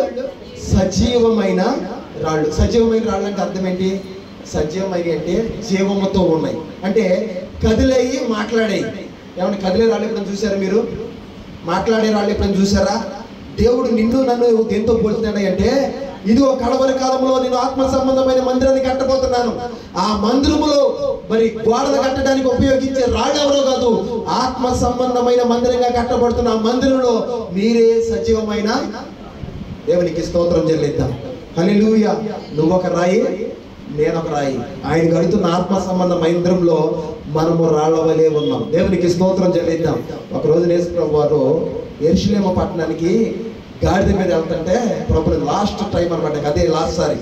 ఇక తర్వాత యేసు ప్రభు వారిని సిలువేసే సమయం అనమాట. దీన్నే మరి మట్ల ఆదివారం కూడా పామ్ సండే అనేటువంటి రోజున మన మెసేజ్ కూడా చెప్తాం. యేసుప్రభు వారి గాడిద మీద యెరూషలేంకి వెళ్ళినటువంటి ఆ సమయం అనమాట. ఆ సమయంలో అందరూ కూడా యేసుప్రభు వారిని చూసి మట్టలు పరిచి, ఖర్జూర మట్టలు పరిచి, పూలు చల్లి ఏమన్నారంటే హోసన్నా జయము, హోసన్నా జయము అని చెప్పి బిగ్గర కేకలు వేస్తుంటే ప్రభుత్వం దగ్గర అక్కడ ఉన్న ఆ శాస్త్రులు పరిశీలన వాళ్ళు ఏమన్నారంటే, ఇదిగో యేసుప్రభువా నీ శిష్యుల్ని, ఈ ప్రజల్ని నోరు పూసుకుని ఉండమని చెప్పి అన్నారు. దేవునికి స్తోత్రం చెల్లిద్దాం. ఏమన్నారు? వీళ్ళు కేకలు వేస్తున్నారు. యేసుప్రభు వారు యెరూషలేము వచ్చిన సందర్భంలో హోసన్నా జయమని బిగ్గరగా కేకలు వేస్తూ ప్రభువాన్ని గణపరుస్తుంటే అక్కడ శాస్త్రులు పరిశీలన అనబడి వాళ్ళు ఏమన్నారంటే, యేసుప్రభువా నీ శిష్యులని, నీ వెనకాల వస్తున్న ప్రజల్ని నోరు మూసుకుని ఉండమని చెప్పు అంటే ప్రభువారు అన్నారు, వీళ్ళే కనుక నోరు మూసుకుంటే ఎవరు కేకలు వేస్తారయ్య అంటే చెప్పాలి ఎవరు కేకలు వేస్తారు? రాళ్ళు కేకలు వేస్తాయి అన్నాడు. ఆ రాళ్ళు ఎవరో కాదు, ప్రభునందేని వెళ్ళారా, నువ్వు నేనే. దేవునికి స్తోత్రం చెల్లిద్దాం. హల్లెలూయా. ఎందుకంటే నేను వాటిలో ఒక మాట ఉంది, చాలా లోతులకు వెళ్తా కానీ అని అర్థం కాదు. ఎందుకని అంటే దేవుడు అంటున్నాడు, ఇదిగో చేతులతో చేసిన ఒట్టి విగ్రహాల్లో ఎటువంటివి లేవు, వాటిని చేసిన వారు, వాటిని పూజించేవారు వాటి వంటి రాళ్ళ వంటి వారే అన్నాడు. దేవునికి స్తోత్రం చెల్లిద్దాం. చేతులతో ఇప్పుడు ఇంతవరకు మనం ఏం చేసాము? చేతులతో చెక్కిన విగ్రహాలకి, బొమ్మలకి, వాటిని ఏం చేసామంటే మనము పూజించాం. ఒకప్పుడు మనం వాటిని ఆరాధించాం. నువ్వే కాదు, నేనే కాదు, ఈ భారతదేశంలో ఉన్న ప్రతి ఒక్కరు కూడా ఎవడో పుట్టు క్రైస్తవుడు అనవాడు కాదు. దేవునికి స్తోత్రం చెల్లిద్దాం. ఒకప్పుడు మన బ్యాక్గ్రౌండ్ ఏంటంటే విగ్రహారాధన. ఆ విగ్రహాలకు మొక్కులాగా మనమందరం కూడా, నువ్వే కావచ్చు, నేనే కావచ్చు, ప్రతి ఒక్కరు ఈ రోజు నేను క్రైస్తవుని అని చెప్పి బల్ల గుద్ది ప్రభుని దేని పిల్లలు దేవుని సందులో సాక్షులుగా నిలబడుతున్న వాళ్ళు సైతం, మైక్ పట్టుకుని ప్రసంగాలు చెప్తున్న పాస్టర్లు సైతం కూడా ఒకనప్పుడు ఎక్కడికి వచ్చిన వాళ్ళు అంటే ఆ విగ్రహాలకు మొక్కున వాళ్ళే. దేవుడు అంటున్నాడు కదా, విగ్రహాలను చేయువాళ్ళు, వాటికి మొక్కు వాళ్ళు కూడా ఆ రాళ్ళ వంటి వారే అన్నాడు. దేవునికి స్తోత్రం చెల్లిద్దాం. అంటే ఒకప్పుడు మనం వేటిని ఆరాధన చేసాం? రాళ్ళను ఆరాధన చేసాం కనుక దేవుడు అంటున్నాడు, వాటికి మొక్కేవాళ్ళు, వాటిని ఆరాధించే వాళ్ళు కూడా రాళ్ళ వంటి వాళ్ళే. అంటే మనం కూడా ఒకప్పుడు ఎలాంటి వాళ్ళమై అంటే రాళ్ళమే. అయితే ఒకప్పుడు రాళ్ళగా ఉన్న మనల్ని ఆయన సన్నిధికి తీసుకొచ్చి స్తుతి కేకలు వేసే రాళ్ళగా దేవుడు మనల్ని మార్చాడు. దేవునికి స్తోత్రం చెల్లిద్దాం. ఈ రాళ్ళు ఇప్పుడు, ఈ సజీవమైన రాళ్ళు దేవుని సందులో ఏం చేస్తున్నాయి అంటే స్తుతి కేకలు వేస్తున్నాయి. హోసన్నా జయమని, ప్రభువా నువ్వే దిక్కని, మా ఆరాధ్య దైవం యేసయ్య అని చెప్పి ఆయన నామాన్ని గణపరిచే కేకలు వేస్తున్నాయి. దేవునికి స్తోత్రం చెల్లిద్దాం. రాళ్ళు కేకలు వేయడం అంటే ఇదే. దేవునికి స్తోత్రం చెల్లిద్దాం. ఆనాడు ఇశ్రాయేలు నోరు మూసుకు, ఇశ్రాయేలు ప్రజల్ని, దేవుని శిష్యుల్ని వాళ్ళు ఏమన్నారంటే నోరు మూసుకోండి అంటే ప్రభు అన్నాడు. వీళ్ళు నోరు మూసుకుంటే ఎవరు కేకలు వేస్తారంట? చెప్పండి మీరు, సమాధానం ఇవ్వాలి. ఎవరు కేకలు వేస్తారు? రాళ్ళు కేకలు వేస్తాయి. ఈరోజు వాళ్ళు మూసుకున్నారు. ఎవరు కేకలు వేస్తున్నారు అంటే ఇశ్రాయేలు ప్రభుని, యేసు ప్రభుని యాక్సెప్ట్ చేయలేదండి. వాళ్ళు రక్షకుడని వాళ్ళు అంగీకరించాలి. ఇంకా ఏమనుకున్నారంటే మెస్సయ్య వస్తాడు, యూదుల రాజు వస్తాడు, ఆయన రాజ్యాన్ని స్థాపిస్తాడు, మా మీదకి వచ్చే యుద్ధాలను ఆపుతాడు, మమ్మల్ని అందరినీ పరలోకానికి ఎత్తుకెళ్ళిపోతాడు, ఇంకా మెస్సయ్య వస్తాడు, రక్షకుడు వస్తాడని చెప్పి యూదులు అనబడి వాళ్ళందరూ కూడా రక్షణ కోసం ఎదురు చూస్తుంటే మనమందరం కూడా ప్రభుని దేని పిల్లరా అసలు వచ్చినటువంటి రక్షకుని చేతుల వాళ్ళు మరి సిలువకు అప్పచెప్పేశారు. దేవునికి స్తోత్రం చెల్లిద్దాం. మా బుద్ధిని చెప్పి చేతులు కడిగేసుకున్నారు వాళ్ళు. ఆ శాపము, ఆయన చంపిన శాపము, పాపము ఎవరి మీద ఉండాలనుకున్నారంటే మా మీద ఉండాలనుకుని ఇశ్రాయేలు అందరూ కూడా యేసు ప్రభుని విడిచిపెట్టేస్తే ఆయన మనల్ని వెతుక్కుంటూ వచ్చాడు. దేవునికి స్తోత్రం చెల్లిద్దాం. నశించిపోయిన వాటిని వెతికి రక్షించడానికి లోకానికి వచ్చాడు. ఈరోజు ప్రభుని దేని బిడ్డలారా లోకములో, పాపములో నశించిపోయి విగ్రహారాధనలోకి దిగజారిపోయి రాళ్ల వలె ఉన్న మన బ్రతుకుల్ని నా దేవుడు మార్చి సజీవమైన రాళ్ల వలె స్తుతి కేకలో ఆయన సందులో వేసేటువంటి బిడ్డలుగా ఈరోజు ఆయన మందుల్లో మనం కూర్చోబెట్టాడు. దేవునికి స్తోత్రం చెల్లిద్దాం. ఆయన అంటున్నాడు, ఇదిగో నేను కడవరి కాలంలో ఆత్మ సంబంధమైన ఏం కడుతున్నాను అంటే మందిరాన్ని కడుతున్నాను.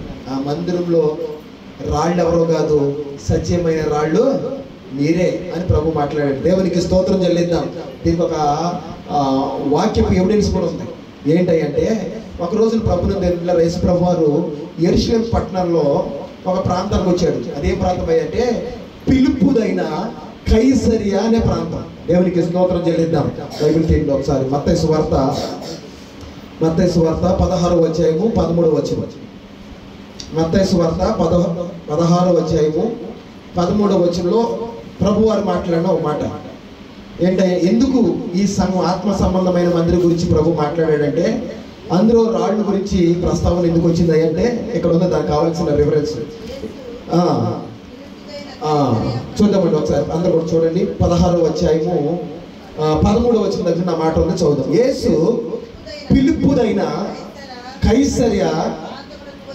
కైసరియా ప్రాంతమునకు వచ్చి మనిషి కుమారుడు ఎవడని జనులు చెప్పుకొనుచున్నారని తన శిష్యులను అడగగా. చాలు ఇక్కడ ప్రభువును నిర్మల యేసు ప్రభు వారు ఈ ఫిలిప్పుదైనటువంటి కైసరియా అనే ప్రాంతం వచ్చాడు. దేవునికి స్తోత్రం చెల్లిద్దాం. ఎవరు ఈ ఫిలిప్పు అంటే ఇశ్రాయేల్ దేశాన్ని పరిపాలిస్తున్న రాజైన హేరోదు యొక్క తమ్ముడు. ఈయన ఫిలిప్పు పేరు. ఈ ఫిలిప్పుకి వీళ్ళు అన్నదమ్ములిద్దరు కూడా వాటాలు వేసుకుంటే ఈ కైసరి అనే ప్రాంతం, లేకపోతే ఫిలిప్పు నివసిస్తున్న ప్రాంతం కైసరి అనే ప్రాంతం, ఇది కొండ మీద కట్టబడిన పట్టణం. ఎత్తైనటువంటి స్థలంలో ఉన్నటువంటి ఇశ్రాయేల్ దేశానికి ఎత్తైన స్థలంలో ఉన్నటువంటి ప్రదేశం ఈ ఫిలిప్పుదైనటువంటి కైసరియా అనేటువంటి ప్రాంతం. దేవునికి స్తోత్రం చెల్లిద్దాం. ఇక్కడికి యేసు ప్రభు వారు వచ్చారు. ఆయనతో పాటు శిష్యులు కూడా వచ్చారు. ఈ కైసరియా దగ్గరికి వచ్చి ప్రభుని నిర్మల అక్కడ నిలబడి ప్రభు వారు అంటున్న మాట ఏంటంటే, మనిషి కుమారుడు ఎవరని ప్రజలు అనుకుంటున్నారు అని ఒక ప్రశ్న వేసాడు. అంటే మనిషి కుమారు అంటే ఆయన గురించి ఆయన అన్నారు. అసలు నన్ను గురించి ప్రజలందరూ కూడా ఏమనుకుంటున్నారని చెప్పి శిష్యుల్ని అడిగాడు యేసు ప్రభు. అడిగితే శిష్యులందరూ కూడా సమాధానాల వరుస ఒకటి ఇచ్చారు. ఏమన్నా అంటే మొట్టమొదటి వాడు ఏమన్నాడంటే చదువుతాం.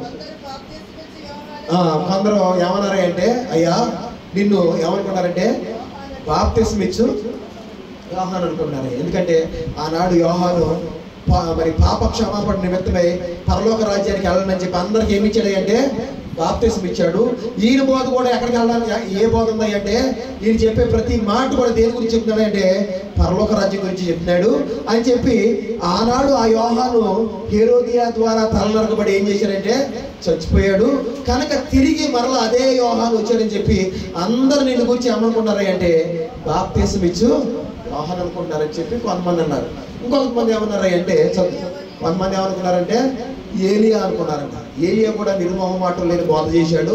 అదేవిధంగా ఏలియా ఈ లోకంలో ఏమలేదంటే చచ్చిపోలేదు. అగ్ని రథాలు చేతను ఏం చేసినాయంటే తీసుకెళ్ళిపోయి తిరిగి అదే ఏలియా దేవుని రాజ్యాన్ని స్థాపించడానికి అదే ఏలియా వచ్చాడు మీ రూపంగా చెప్పి మిమ్మల్ని ఏలియా అనుకున్నారయ్యా అన్నారు. దేవునికి స్తోత్రం చెల్లిద్దాం.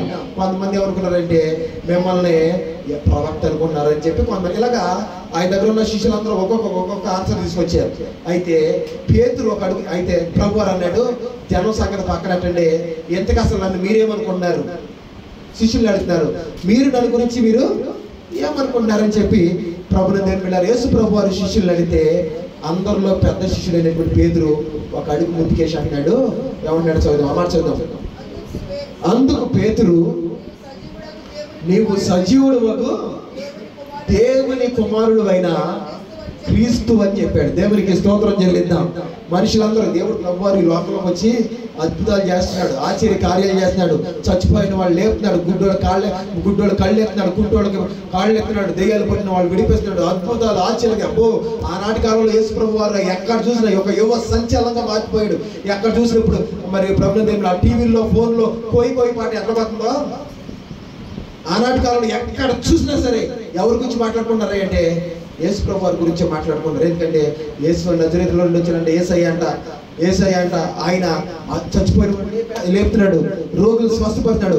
ఆయన దగ్గరికి వెళ్ళిన వాళ్ళు బాగుపడతామే తప్ప ఎవడు కూడా బాగుపడలేదు అన్నటువంటి బాగుపడకుండా వచ్చేవాడు ఎవడు కూడా కనపడలేదని అందరూ కూడా ప్రభు ఎవరి గురించి మాట్లాడుతున్నారంటే యేసు ప్రభు వారి గురించి మాట్లాడుతున్నారు. అటువంటి సమయంలో యేసు ప్రభు వారు కొండ మీద తీసుకొచ్చి అడుగుతున్నాడు, మనుషులందరూ నన్ను గురించి చెప్పుకుంటారంటే అన్నారు, ప్రభు నువ్వు కనుక ఇన్ని అద్భుతాలు చేస్తున్నావు కనుక నువ్వు ఏలి అనుకున్నావయ్యా, ఏలి అనుకుంటారయ్యా, నిన్ను ఇరిమి అనుకున్నారయ్యా, నిన్ను ఒక ప్రవక్త అనుకున్నారయ్యా, నిన్ను బాప్తిస్మం ఇచ్చే యోహాను అనుకున్నారయ్యా అని చెప్పి ఒక్కొక్కరు ఆన్సర్ తీసుకొస్తే ప్రభు అన్నాడు, వాళ్ళ సంగతి పక్కన పెట్టేయండి, నా శిష్యులుగా 3.5 సంవత్సరాలు బట్టి నా వెనకాలే ఉన్నారు, ఎంతకీ అసలు నన్ను మీరేమనుకుంటున్నారని ప్రభు అడిగితే పేతురు అన్నాడు, అయ్యా నువ్వు సజీవుడు అయినా దేవుని కుమారుడు అయినా క్రీస్తు అంటే నువ్వు ఎట్లా చెప్పండి, నువ్వు దేవుడు అయ్యా, దేవుని కుమారుడు అంటే ఏంటి, నువ్వు దేవుడు అని చెప్పి మరి పేతురు గారు యేసుతో అన్నప్పుడు యేసయ్య అంటాడు, చదువు మాట చదువుకుంది. అందుకు యేసు, సీమోను బర్యోనా నీవు ధన్యుడవు, పరలోకమందు నా తండ్రి ఈ సంగతి నీకు బయలుపరిచాడు కానీ మరియు నీవు పేతురువు ఈ బండ మీద నా సంఘాన్ని నేను చేస్తానంటే కడతాను. ఆ సంఘం ఎదుట పాతాళ ద్వారములు ఏం చేయబడమంటే నిలబడవు. దేవునికి స్తోత్రం చేయాలి. హల్లెలూయా, హల్లెలూయా. దేవుడు అన్నాడు, పేతురు ఈ బండ మీద నా సంఘాన్ని చెప్పాలి, ఈ బండ మీద నా సంఘాన్ని కడతాను. దేవుడు కట్టి, నాకు చెప్పాను కదా, ఆత్మ సంబంధమైన దేవుడు ఒక సంఘాన్ని, మందిరాన్ని కడుతున్నాడని చెప్పుకున్నాం కదా. ఆ సంఘము, ఆ మందిరం ఎక్కడ వచ్చిందంటే ఇక్కడ చెప్పాడు దేవుడు. పేతురుకి అన్నాడు, పేతురు అన్నాడు, ప్రభువా నువ్వు సజీవుడు అయిన దేవుని కుమారుడు అయిన క్రీస్తువి, నువ్వు క్రీస్తువయ్యా, దేవుడువయ్యా అంటే ప్రభు వారి పేతురు నుంచాడు, పేతురు నువ్వు ధన్యుడువు. ఇది రక్త మాంసాలు నీకు తెలియపరచలేదు కానీ, మనుషులు నీకు తెలియపరచలేదు కానీ, నా పరలోకమందున్న దేవుడే నీకు ఏం చేశాడంటే తెలియపరిచాడు. నువ్వు నమ్మిన ఈ సిద్ధాంతం మీద నేను ఏం చేయబోతున్నానంటే ఒక సంఘాన్ని కట్టబోతున్నాను. రాకడ సమయంలో, కడవరి సమయంలో నేను ఒక సంఘాన్ని కట్టబోతున్నాను. ఆ సంఘము ఎదుట పాతాళ ద్వారములు ఏం చేయబడతాయి అంటే నిలువ నేరవు. దేవునికి స్తోత్రం చెల్లిద్దాం. ఇదిగో తాళం చెవిని ఎవరికి ఎత్తున్నాయంటే నీకే ఎత్తున్నానని చెప్పి పాతాళపు ద్వారములు, పరలోకపు తాళపు చెవిని దేవుడు ఎవరికి ఇచ్చాడు అంటే పేతురుకి ఇచ్చాడు. ఇది సరిగ్గా అర్థం చేసుకోలేక చాలా మంది ప్రభుత్వం లేని ఆనాటి క్రైస్తవులు ఏం చేశారంటే, దేవుడు పేతురు మీద సంఘాన్ని కడతానన్నాడు, పేతురు మీద సంఘాన్ని కడతానని చెప్పి పేతురు పేరు మీద ఏం చేశారంటే సంఘాలు కట్టుకుంటూ వచ్చారు. దాన్ని చాలా మంది సెయింట్ పీటర్ చర్చ్ అని చెప్పి చాలా చోట్ల సహవాసాలు ఉన్నాయి. దేవునికి స్తోత్రం చెల్లిద్దాం. నా దేవుడు పేతురు మీద కడతానన్నా, పేతురు నమ్మిన సిద్ధాంతం ఏదైతే ఉందో, ప్రభునంది మనిషి కుమారుడు దేవుడికి ఈ లోకానికి వచ్చాడన్న సంగతి ఏదైతే ఉందో, ఆ విశ్వాసం మీద దేవుడు ఏం చేస్తానన్నాడంటే సంఘాన్ని కడతానన్నాడు. మనం ఆరాధిస్తుంది ఎవరంటే మనిషిగా ఈ లోకానికి వచ్చి మన కోసం యజ్ఞమై, యాగమై, రక్తాన్ని గార్చి పరలోకానికి తిరిగి వెళ్ళిపోయి తిరిగి మరలా మన కొరకు రానైనటువంటి ప్రభు కోసం ఎదురు చూస్తూ సంఘంలో ఉన్నాం. సార్వత్రిక దేవుని సంఘంలో ఉన్నాం కనుక దేవుడు అన్నాడు, ఈ నమ్మినటువంటి ఈ సిద్ధాంతం మీద దేవుడు ఏం చేయబోతున్నాడంటే ఒక సంఘాన్ని కట్టబోతున్నాడు. దేవునికి స్తోత్రం చెల్లిద్దాం. ఆ సంఘము ఇప్పుడు ఆధ్యాత్మికంగా ఉన్నటువంటి సంఘమే.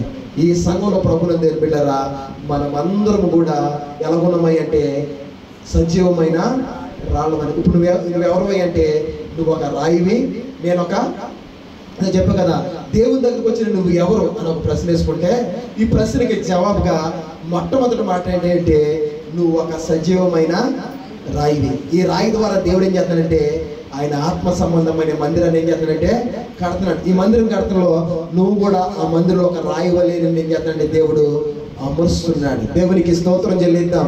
నువ్వు దేవుని పనిలో పనికొచ్చేటువంటి ఒక పాత్రగా నా దేవుడు నిన్ను తీసుకొచ్చి ఆయన పరిచయంలో పెట్టాడు. దేవునికి స్తోత్రం చెల్లిద్దాం. హల్లెలూయా. ఆయన అంటున్నాడు, మీరు ఆత్మ సంబంధమైన మందిరాలుగా కట్టబడుతున్నటువంటి సజీవమైన రాళ్ళు. మీరేమిటంటే సజీవమైన రాయి అంటే ఏంటంటే కదిలే రాయి, నడిచే రాయి, మాట్లాడే రాయి, స్తుతించే రాయి. దేవునికి స్తోత్రం చెల్లిద్దాం. హల్లెలూయా. ఈ మాట ఇలా చెప్పారు కదా, రాళ్ళు ఏమి వేస్తాయి అంటే కేకలు వేస్తాయి. ఆ రాళ్ళు ఏ రాళ్ళు కాదు, ఈ సజీవమైన రాళ్ళే. ఆయన మందిరంలో కూర్చున్న నువ్వు నేనే. ఒకప్పుడు నువ్వు నేను మనమందరం కూడా ఆ రాళ్ళకు మొక్కులు వాళ్ళమే. దేవుడు అన్నాడు, వాటిని చేయవాళ్ళు, దానికి మొక్కువాళ్ళు, దాన్ని పూజించేవాళ్ళు, వాళ్ళు కూడా ఎలాంటి వాళ్ళు అంటే ఆ రాళ్ళ వంటి వాళ్ళు అన్నారు. మనం కూడా ఎలాంటి వాళ్ళం ఒకప్పుడు రాళ్ళ వంటి వాళ్ళమే. ఆ రాళ్ళని దేవుడు పిలుచుకుని ఈ రాళ్ల చేత దేవుడు ఏం చేయించుకున్నాడంటే స్తుతి కేకలు వేయించుకుంటున్నాడు. దేవునికి స్తోత్రం చెల్లిద్దాం. నేను దేవుడు పెట్టిన పేరు ఏంటంటే సజీవమైన రాయి. ఎందుకు ప్రభు వారు కైసర్యలోనే ఈ మాట అడిగాడు? ఎందుకు ప్రభు యెరూషలేములో ఈ మాట అడగల? నన్ను ఏమనుకుంటున్నారు ప్రజలందరూ? ఆయన పుట్టిన స్థలమైన బెత్లెహేములో అడగల నన్ను గురించి ఏమనుకుంటున్నారని. ఆయన బాప్తిజం పొందిన యోర్దాను నది దగ్గర అడగల నన్ను ఏమనుకుంటున్నారని. ప్రభుని నేర్పించారు. ఆయన చిన్నతనం నుండి పెరిగినటువంటి 30 సంవత్సరాల వరకు పెరిగినటువంటి ఆ నజరేతులో కూడా ప్రభుని నేర్పించారా అడగల అసలు ప్రజలందరూ నన్ను ఏమనుకున్నారని. ఆయన ఎన్నో అద్భుతాలు చేసినటువంటి జీసస్ టౌన్ గా పేరు పొందినటువంటి కఫెర్నహూము అనే ప్రాంతంలో కూడా దేవుడు అడగల జనాలందరూ నన్ను చూసి ఏమనుకున్నారని. ఆయన ఎక్కడ తీసుకెళ్ళి అడిగాడు అంటే పిలుపుదైనటువంటి కైసరి అనే ప్రాంతం తీసుకెళ్ళి అడుగుతాడు. ఏమనంటే మనిషి కుమారుడు ఏమనుకుంటున్నాడు. ఎందుకు అడిగాడు అంటే ఇది యెరూషలేములోకి ఎత్తైనటువంటి స్థలం. అది యెరూషలేము దేశానికే ఎత్తైనటువంటి స్థలం, కొండ మీద కట్టబడిన ప్రదేశం. ఇంకా ఉంది ప్రభుత్వం ఈ పిలుపుదైన కైసరియా అనే ప్రదేశము. దేవుని చిత్తమైతే రేపు ఎల్లుండి నేను యూట్యూబ్లో దాన్ని అప్లోడ్ చేస్తాను, మీరు చూడండి. ఈ ప్రదేశము పిలుపుదైనటువంటి కైసరియా అనే ప్రదేశము ఇశ్రాయేలు దేశానికి ఎత్తైన స్థలంలో ఉన్నటువంటి ప్రదేశము. అక్కడ మొట్టమొదటిగా ఇశ్రాయేలు దేశాన్ని జయించి బబులోను దేశపు రాజైన నెబుకద్నెజరు ఈ దేశాన్ని ఆక్రమించుకున్నప్పుడు, ఇశ్రాయేలు దేశాన్ని ఆక్రమించుకున్నప్పుడు ఈ బబులోను రాజు ఏం చేశాడంటే ఇదే ఎత్తైన ప్రదేశంలో, ఇదే పిలుపుదైనటువంటి కైసరియా ప్రాంతంలో వాళ్ళ దేవతైన బయలు అనే దేవతలకి ఒక బలిపీఠం కట్టాడు. దేవునికి స్తోత్రం చెల్లిద్దాం. ఏం కట్టాడు? బలిపీఠం. ఈ బయలు అనే దేవత దేనికి సాదృశ్యం ఉందంటే, ఈ బయలు దేవత మాకు పంటలు పండుతుంది, మాకు వర్షాలు వస్తాయి, సకాలంలో మరి వ్యవసాయానికి కావాల్సిన సమస్తాన్ని ఇచ్చేది బయలు అనే దేవత అని చెప్పి ఆ బయలు దేవతకి ఏం కట్టారంటే ఒక బలిపీఠాన్ని కట్టారు. దేవునికి స్తోత్రం చెల్లిద్దాం. ఏం కట్టారు? ఇదే బయలు దేవత ఏలియా కాలంలో కూడా మనకు కనపడుతుంది. ఆహాజు ఏం చేశాడంటే, దేవుని ఆరాధించవలసిన ఆహాజు దేవుని ఆరాధించడం మానేసి ఎవరిని తీసుకొచ్చి పెట్టాడు అంటే బయలు అనే దేవతను తీసుకొచ్చి పెట్టాడు. కారణం ఏంటంటే ఈ బయలు దేవత మాకు వర్షాలు ఎత్తుంది, ఈ బయలు దేవత మా పంటలు పండిస్తుంది, ఈ బయలు దేవత మాకు కావలసిన మంచును కురిపిస్తుంది, మాకు సమృద్ధికరమైనటువంటి పంటలు పండిస్తూ మాకు కొద్దువ లోటు లేకుండా ఆహారాన్ని మాకు ఇస్తుందని చెప్పి బయలును ఆరాధిస్తుంటే, ఆరాధించడమే కాదు ప్రభువుని దేవుని బిడ్డలారా, ఆ బయలు దేవతకి 250 మంది ప్రవక్తలు ఏర్పాటు చేసి అన్ని ఊర్లలో కూడా బయలును ఆరాధించడానికి గుడ్లు కట్టించి ఆరాధన చేస్తుంటే ఇది చూసినాడు ఏలి అనేటువంటి దావీదు ఏం చేశాడంటే, అరే వర్షం కురిపించేది దేవుడు కదా, ఆహారం ఇచ్చేది దేవుడు కదా, పంటలు పండించేది దేవుడు కదా, దేవుని ఆరాధించకుండా వీళ్ళంటి మరి దేవుని ఇశ్రాయేలు దేశంలో ఉన్నటువంటి దేవుని ప్రజలను వీరు బయలు ఆరాధిస్తున్నారు, బయలు ఆహారం ఇస్తుందని, బయలు పంటలు పండిస్తుందని, బయలు వర్షం కురుస్తుందని బయలు ఆరాధిస్తున్నారని చెప్పి, ఇదిగో నేనే నిజమైన దేవుడిని అయితే, నేను ఆరాధిస్తున్న దేవుడే నిజమైన దేవుడైతే ఆయనే వర్షాలు కురిపించేదని, ఆయనే పంటలు పంచేదని మీరు తెలుసుకున్నట్లుగా నేను ప్రార్థన చేస్తున్నాను. 3.5 సంవత్సరాలు వర్షమైన ఎండైనా వర్షమైనా మంచైనా కొరవదో, పంటలన్నీ కూడా సర్వనాశనం అయిపోతాయని శాపం పెట్టేశాడు. దేవునికి స్తోత్రం చెల్లిద్దాం. మనకు తెలిసిందే ప్రభువుని దేవుని బిడ్డలారా, ఈ 3 సంవత్సరాలు కూడా వాళ్ళకి బుద్ధి రావాలి. ఎందుకంటే బయలు కాదు పంటలు పండించేది, బయలు కాదు వర్షం కురిపించేది, బయలు కాదు సమృద్ధికరమైన ఆహారం ఇచ్చేది, నా తండ్రి ఇచ్చేది, నా దేవుడు ఇచ్చేదని వీళ్ళు తెలుసుకోవాలని చెప్పి ఒక ప్రభువుని దేవుని బిడ్డలారా ఒక శాపాన్ని విధించి వెళ్ళినప్పుడు 3.5 సంవత్సరాలు కరువు తీత ఏమైపోయారంటే బాధపడిపోయారు. వాళ్ళకున్న ఆశ ఏంటంటే అప్పుడే వాళ్ళు బయల అగ్నిని దించని చెప్పి అక్కడ కర్మేలు పర్వతం మీద పోరాటం జరిగింది. ప్రభుని బయలు ఏం చేయలేకపోయాడు. ఆ బయలే ఇక్కడ ప్రభుని బబులోను ఆరాధించేటువంటి దేవత. ఈ బయలుకి ఏం చేశారంటే, ఈ బబులోను దేశ రాజైన నెబుకద్నెజరు ఇశ్రాయేలు దేశాన్ని జయించిన తర్వాత ఈ ఎత్తైనటువంటి స్థలం పిలుపుదైన కైసరియా అనేటువంటి స్థలంలో ఆ ఎత్తైన చోట బలిపీఠాన్ని కట్టాడు తన దేవతకి. ఎందుకంటే మరి ఆ బయలు దేవతకి బలిపీఠం కడితే వర్షాలు సకాలంలో పడతాయి, మంచు పడతాయి, పంటలు చక్కగా మా ప్రాంతం అంతా సమృద్ధిగా పండుతాయి అని ఎత్తైన చోట ఒక బలిపీఠాన్ని కట్టాడు. తర్వాత కాలక్రమేణా ప్రభువుని దేవుని బిడ్డలారా బబులోను సామ్రాజ్యం కూలిపోయింది. తర్వాత గ్రీకు సామ్రాజ్యం వచ్చింది. గ్రీకు సామ్రాజ్యాన్ని పరిపాలిస్తున్న అలెగ్జాండర్ ఏలుబడిలో ఎక్కడైతే మరి ఆ బయలు దేవతకి బలిపీఠం కట్టారో కైసరియా ప్రాంతంలో, అదే ప్రాంతంలో ఎత్తైన చోట దాని పక్కన ప్రభువుని దేవుని బిడ్డలారా ఈ యొక్క గ్రీకులు వాళ్ళు ఆరాధించేటువంటి ఫ్యాన్ అనేటువంటి ఒక దేవతకి వాళ్ళు కూడా తన పక్కన బలిపీఠం కట్టారు. ఇదే బలిపీఠం పక్కన బలిపీఠం కట్టారు. తర్వాత కొన్ని సంవత్సరాలు గతించిపోయింది. తర్వాత మరి అలెగ్జాండర్ యొక్క దేశం కూడా గ్రీక్ సామ్రాజ్యం కూడా కూలిపోయింది. తర్వాత రోమన్ సామ్రాజ్యం వచ్చింది. ఈ రోమన్ సామ్రాజ్యాన్ని కైసర్ అగస్టు అనేటువంటి వాడు పరిపాలన చేస్తున్నాడు. ఈయనేం చేశాడంటే, ప్రభువుని దేవుని బిడ్డలారా మొత్తం దేశాలను నేను పరిపాలించలేను కనుక ఇశ్రాయేలు దేశాన్ని కూడా వాళ్ళ దేశంలోనే ఎవడో కూడా నిలబెడదామని చెప్పి ప్రభువుని దేవుని బిడ్డలారా ఆ యొక్క హేరోదు అనబడినటువంటి మరి సగం యూదుడు అంటాడు అతన్ని, ఈ హేరోదు నిలబెట్టారు అక్కడ రాజుగా. ఈ హేరోదు ఏం చేశాడంటే ఇశ్రాయేల్ అందరూ పరిపాలన చేస్తూ వాళ్ళ మీద పైన చక్రవర్తిగా ఉన్నటువంటి కైసర్ యొక్క ధరల అభిమానం పొందాలని, మనల్ని పొందాలని ఏం చేశాడంటే ఒక కైసర్ విగ్రహాన్ని ఒకటి తయారు చేయించి ఎక్కడైతే మొట్టమొదటిగా బబులోను యొక్క మరి దేశపు ఆ యొక్క దేవత అయినటువంటి ఆ బయలుకు బలిపీఠం కట్టారో, లేకపోతే రెండోదిగా ఆ గ్రీకులు ఫ్యాన్ దేవతకి బలిపీఠం కట్టారో దాని పక్కనే ఆనించి కైసర్ అగస్తుకి ఏం చేశాడంటే ఒక పెద్ద బలిపీఠం కట్టేశాడు. దేవునికి స్తోత్రం చెల్లిద్దాం. ఇప్పుడు అక్కడ ఎన్ని బలిపీఠాలు ఉన్నాయి? 3 బలిపీఠాలు ఉన్నాయి. మరి బబులోను సామ్రాజ్యం వాళ్ళు మరి బయలు కట్టినటువంటి బయలు దేవత కట్టిన బలిపీఠము. రెండోది ఏంటంటే గ్రీకు సామ్రాజ్యం వారు గ్రీకులు కట్టినటువంటి ఆ గ్రీకు దేవత అయిన ఫ్యాన్ దేవత కట్టిన బలిపీఠము. మూడోది ఏంటంటే హేరోదు కట్టినటువంటి కైసరి కట్టిన మూడో బలిపీఠం. మొత్తం 3 బలిపీఠాలు ఉన్నాయి. ఈ 3 బలిపీఠాల మధ్యలో నిలబడి ప్రభువారు అంటున్నారు, నన్ను గురించి మీరేమనుకుంటున్నారు? దేవునికి స్తోత్రం చెల్లిద్దాం. హల్లెలూయా. అక్కడ ప్రభువును దేవుని బిడ్డలారా, ఈ లోకంలో ఇండైరెక్ట్ గా చెప్పాలంటే ప్రభు వారు దేనికి సూచనగా మాట అక్కడ మాట్లాడే అంటే, ఈ లోకంలో ప్రభువును దేవుని బిడ్డలారా విగ్రహారాధన ఉంది, దాన్నే బయలు ఆరాధన అన్నారు. దేవునికి స్తోత్రం చెల్లిద్దాం. ఏ ఆరాధన ఇది? చెప్పాలి విగ్రహారాధన. మన చుట్టుపక్కల మనం అందరం కూడా చేసింది అది. ఏ ఆరాధన ఇది అంటే విగ్రహారాధన. ఈ విగ్రహారాధన ఆనాడు బబులోను నిలబెట్టినటువంటి బయలు ఆరాధనకి సాదృశ్యంగా ఉంది. తర్వాత దాని పక్కన ఫ్యాన్ అనేటువంటి వాళ్ళ దేవుడు, గ్రీకుల దేవుడు ఆరాధన చేశారు. ఈ ఫ్యాన్ అనేటువంటి దేవత దేనికి సాదృశ్యంగా అంటే ప్రకృతి, కనబడే చెట్లు పొట్లు శ్యామలు, ఈ చెట్లు ప్రకృతి అంతా కూడా వాళ్ళు దేవతలుగా దేవుళ్ళుగా ఆరాధిస్తూ ఉండాలి అనమాట. చెట్టు ఒక దేవుడు, అదేవిధంగా మన కళ్ళ ఎదురు కనపడుతున్న ఈ ప్రకృతి అంతా ఒక దేవత అని చెప్పి నేచర్ని వాళ్ళు ఆరాధన చేసేవాళ్ళు. కనుక వాళ్ళు దానికి ఫ్యాన్ దేవత అని పెట్టి వాళ్ళు ఆరాధన చేశారు. రెండోదిగా ప్రభువును దేవుని బిడ్డలారా, మన మధ్యలో కూడా ప్రకృతికి ఆరాధన చేసేవాళ్ళు చాలా మంది ఉన్నారు. కనిపించే సృష్టి, కనపడిన దేవుడు లేనే లేడు. కనిపించే సృష్టి దేవుడు. ఈ కనపడుతున్నటువంటి ఈ సూర్యుడు, చంద్రుడు, ఈ నక్షత్రాలు, ఈ యొక్క గ్రహ మండలాలు, అదేవిధంగా ఈ చెట్లు, మన ముందు కనపడుతున్న మన ప్రకృతే దేవుడు అని చెప్పి ప్రకృతి ఆరాధన చేసేవాళ్ళు కొంతమంది ఉన్నారు. మూడోదిగా ప్రభువును దేవుని బిడ్డలారా, హేరోదు రాజు నిలబెట్టినట్లుగా మనుషులకు ఆరాధన చేసే వాళ్ళు ఉన్నారు. దేవునికి స్తోత్రం చెల్లిద్దాం. సినిమా యాక్టర్కి, రాజకీయ నాయకులు ఫ్లెక్స్లు వేసి ఫోటోలు పెట్టి విగ్రహాలు పెట్టి మన రామ్ చరణ్ సినిమా మీద వచ్చింది విజయవాడలో. ప్రభువును దేవుని బిడ్డలారా దగ్గరగా 265 అడుగులు ఎంతో కటౌట్ నిలబెట్టారు. వాళ్ళందరూ కటౌట్ నిలబెట్టి దానికి ఏం చేశారంటే పాలాభిషేకం చేసి వాళ్ళ అభిమానాన్ని, వాళ్ళ ఆరాధన తెలియపరిచారు. దేవునికి స్తోత్రం చెల్లిద్దాం. వాళ్ళంతా ఏ బ్యాచ్ అంటే మనుషులకు ఆరాధన చేసే బ్యాచ్. దేవునికి స్తోత్రం చెల్లిద్దాం.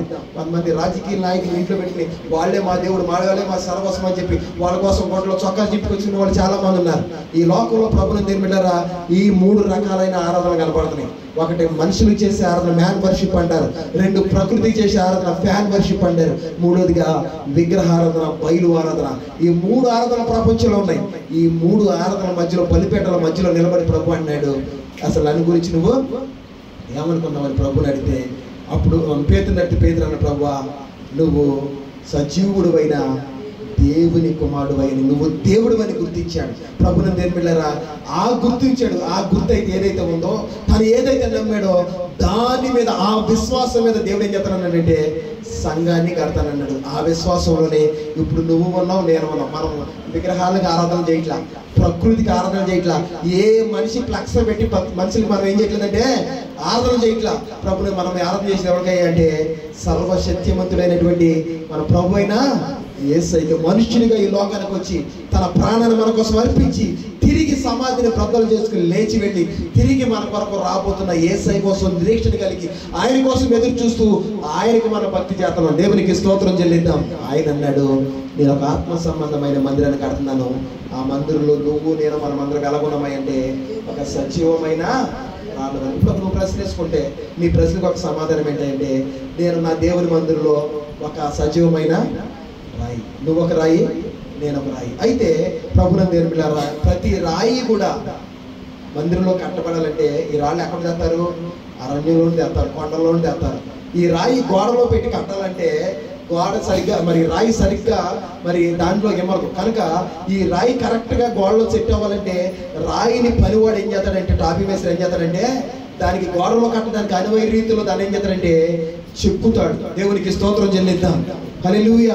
నువ్వొక రాయి, నేను ఒక రాయి అయితే రాయిగా ఉన్నటువంటి మనము దేవుని ఆత్మ సంబంధమైన మందిరంగా కట్టబడుతున్న ఈ మందిరంలో ఆ గోడలో మనం కూడా ఎమర్చబడాలి అంటే మనం కూడా ఏం చేయబడాలి అంటే చెక్కబడాలి. ఏం చేయాలి? ఏం చేయాలి? రాయి లాగుంటే గోడలో ఉండదు కదండి. రాయి లాగుంటే గోడలో ఉండదు. కనుక రాయి ఒక షేప్లోకి ఆ గోడకు కావలసిన షేప్ వస్తేనే ఆ యొక్క టాపీ మేస్త్రి తీసుకెళ్లి గోడలో పెడతాడు. కానీ చంద్రబందరగా అట్టబడతట్టుంటే తీసుకెళ్లి పెట్టేస్తాడా? పూర్వకాలంలో వేసుకున్న కాలంలో ఉన్నటువంటి ఆ కట్టడాలన్నీ కూడా దేంతో కట్టినాయి అంటే రాళ్ళతో కట్టినాయి. కానీ రాళ్ళు అంటే ఇప్పుడు ఆ సిమెంట్ రాయో వెయిట్లెస్ రాయో అవి కాదు. కొండల్లో నుండి గుట్టల్లో నుండి ఈ పగల కొట్టి తీసుకొచ్చి వాటిని ఏం చేసేవాళ్ళంటే చెక్కి చక్కగా కట్టేవాళ్ళు. దేవునికి స్తోత్రం చెల్లిద్దాం. హల్లెలూయా. మనకి ఐగుప్తులో పిరమిడ్లు అనేవి కనపడుతూ ఉంటాయి. ఈ పిరమిడ్లు పెద్ద పెద్ద రాళ్లతో, మరి లైవ్ స్టోన్ అంటారు, ఆ రాళ్ళు చెక్కి ఒక్కొక్క రాయి చెక్కి ఈ చక్కగా పేర్చారు. ప్రపంచంలో ఒక వింత ఎత్తైనటువంటి సమాధులు ఏమైనా ఉన్నాయంటే ఐగుప్తులో ఉన్న పిరమిడ్లే. ప్రభుత్వం పిల్లరా, ఇవి కట్టడానికి దగ్గర 13 లక్షల రాళ్ళు చెక్కారంట. ఎన్ని రాళ్ళు? ఎక్కడో కొండల్లో తవ్వి కొండల నుండి పడవల ద్వారా పిరమిడ్లు ఉన్న చోటకి తెచ్చి వాటిని చక్కగా చెక్కి వాటిని తీసుకొచ్చి ఒకదాని పక్కన ఒకటి అమిరితే అది ఎత్తైనటువంటి ఒక పెద్ద పిరమిడ్గా రూపొందింది. దేవునికి స్తోత్రం చెల్లిద్దాం. ఆ పిరమిడే కాదు, ఈరోజు ఏ కట్టడం కట్టాలన్నా రాయి ఏమవ్వాలి అంటే చెక్కబడాలి. దేవునికి స్తోత్రం చెల్లిద్దాం.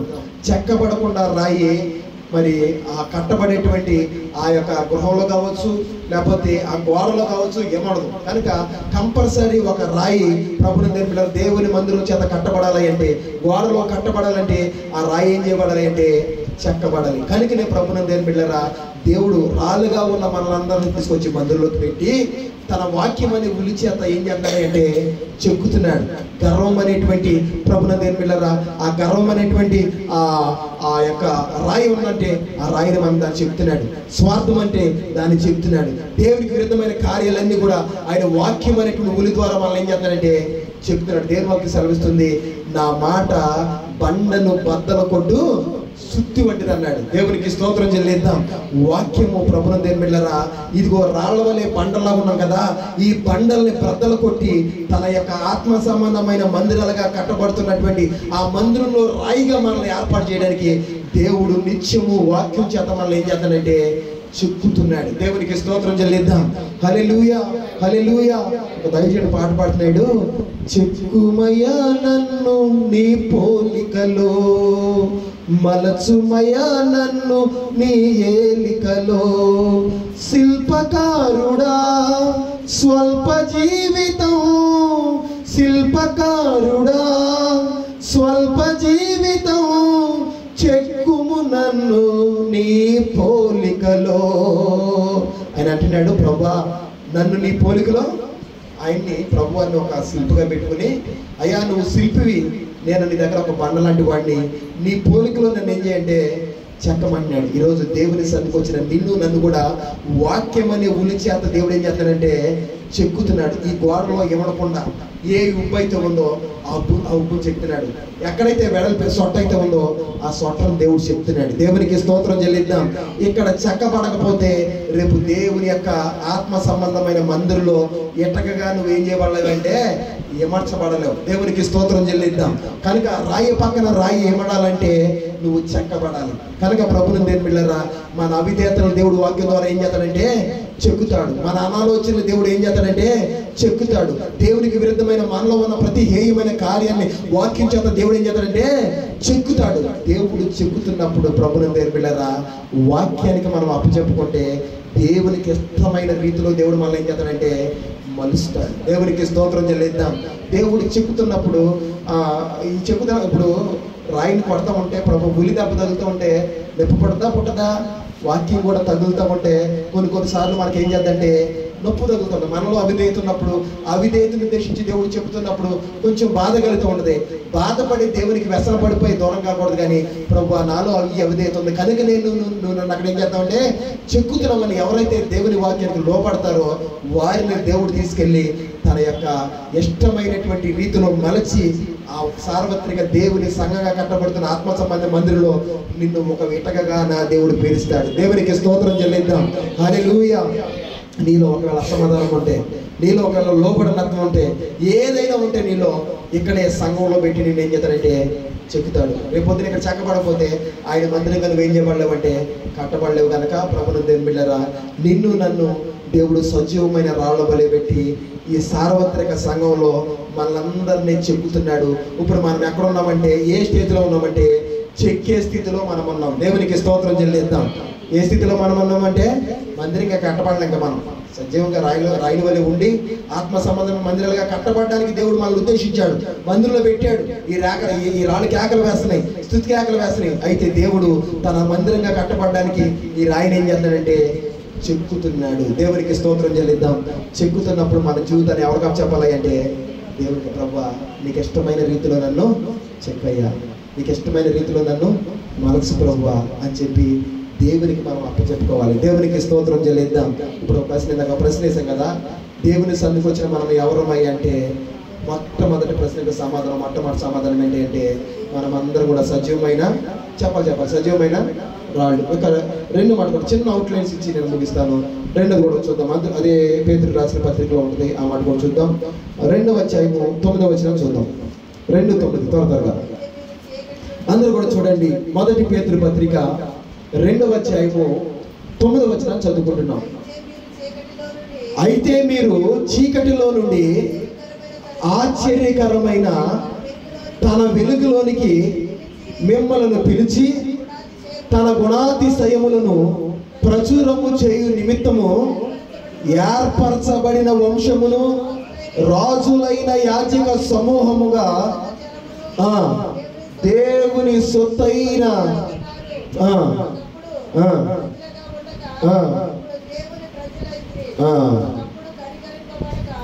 దేవునికి స్తోత్రం, హల్లెలూయా.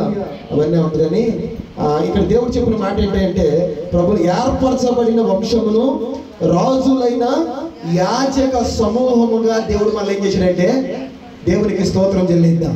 ఈరోజు దేవుని సందులో మనం మనం ఏంటంటే నీ వ్యక్తిగత లోకంలో నానా రకాల మరి బ్యాక్గ్రౌండ్ వచ్చి నీ కులం వేరవచ్చు, నీ పరిస్థితులు వేరవచ్చు. నీ కులాలు నా దేవుని దగ్గర పనికిరావు. దేవునికి స్తోత్రం చెల్లిద్దాం, హల్లెలూయా. దేవుని దగ్గరకు వచ్చిన మనం కులంతో పని లేదు.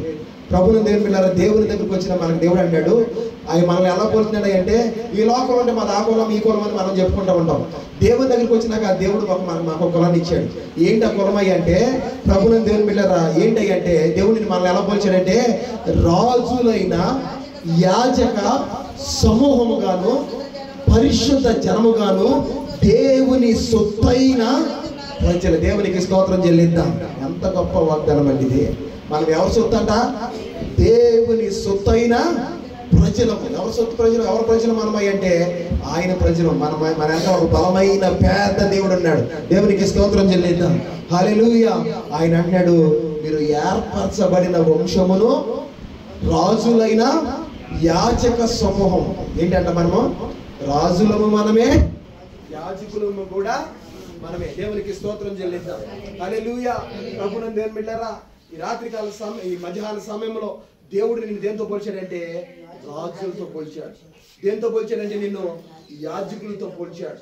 ప్రభువుని దేవుని బిడ్డలారా ఆయన పిల్లలమైన మన తండ్రి అయినటువంటి దేవుడు ఆయన రాజు, ఆయన యూదులకు రాజు, ఆయన రానైనటువంటి గొప్ప రాజు మహారాజు. ఆయన పిల్లలమైన మనమందరం కూడా రాజులమే. దేవుడు అన్నాడు రాజులైన యాజక సమూహంగా దేవుడు నిన్ను నన్ను మనందరూ కూడా దేవుడు చేశాడు. అయితే ఈ శ్రేష్టమైన సమయంలో ఒక మాట చెప్పి ముగిస్తాను. ఏంటంటే ప్రభువుని దేవుని బిడ్డలారా పూర్వకాలంలో రాజుల్ని యాజకుల్ని ఒకటి చేసి ఈ మాట అసలు అనడానికే సాధించేవాడు కాదు. రాజులే, యాజకులు యాజకులే.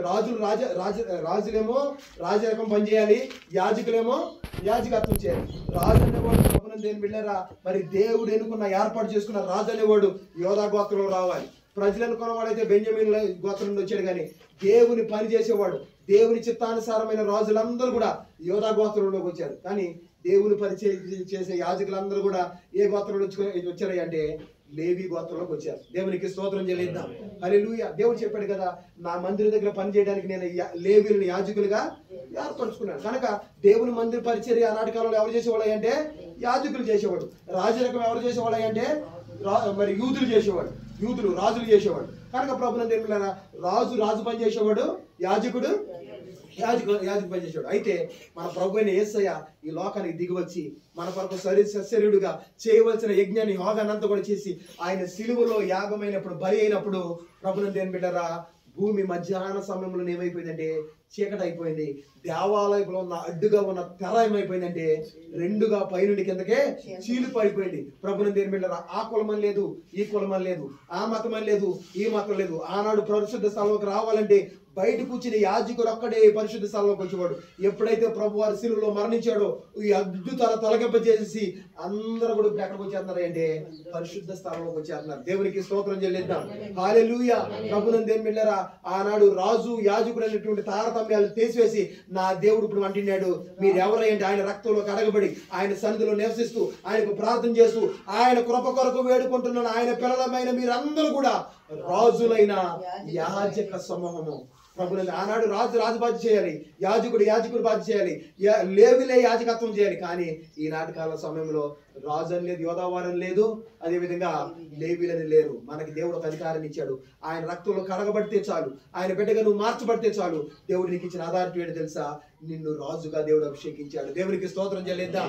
దేవునికి దూపం వేసేటువంటి యాజకుడిగా దేవుడు నిన్ను అభిషేకించాడు. ఆనాటి కాలంలో ప్రార్థన చేయడానికి అవకాశం లేదు.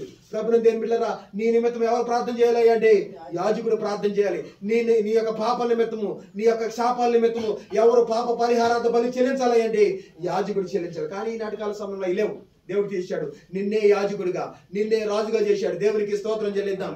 రాజు అంటే ఏంటంటే రాజు దేనికి కూడా బానిస కానే కాదు. ఈరోజు దేవుడు ఎలా చేశాడంటే రాజుగా చేశాడు కనుక మనం దేనికి కూడా ఏంటంటే బానిసలము కానే కాదు. ఏ వ్యసనాలకి మనం బానిసలు కాకూడదు, ఏ వ్యక్తికి మనం బానిసలు కాకూడదు, ఏ పరిస్థితికి కూడా మనం బానిస కాదు. మనం బానిసలు కాకుండా ఉంటామని దేవుడు మనల్ని ఎట్లా నిలబెట్టాడంటే రాజులుగా నిలబెట్టాడు. దేవునికి స్తోత్రం చెల్లిద్దాం.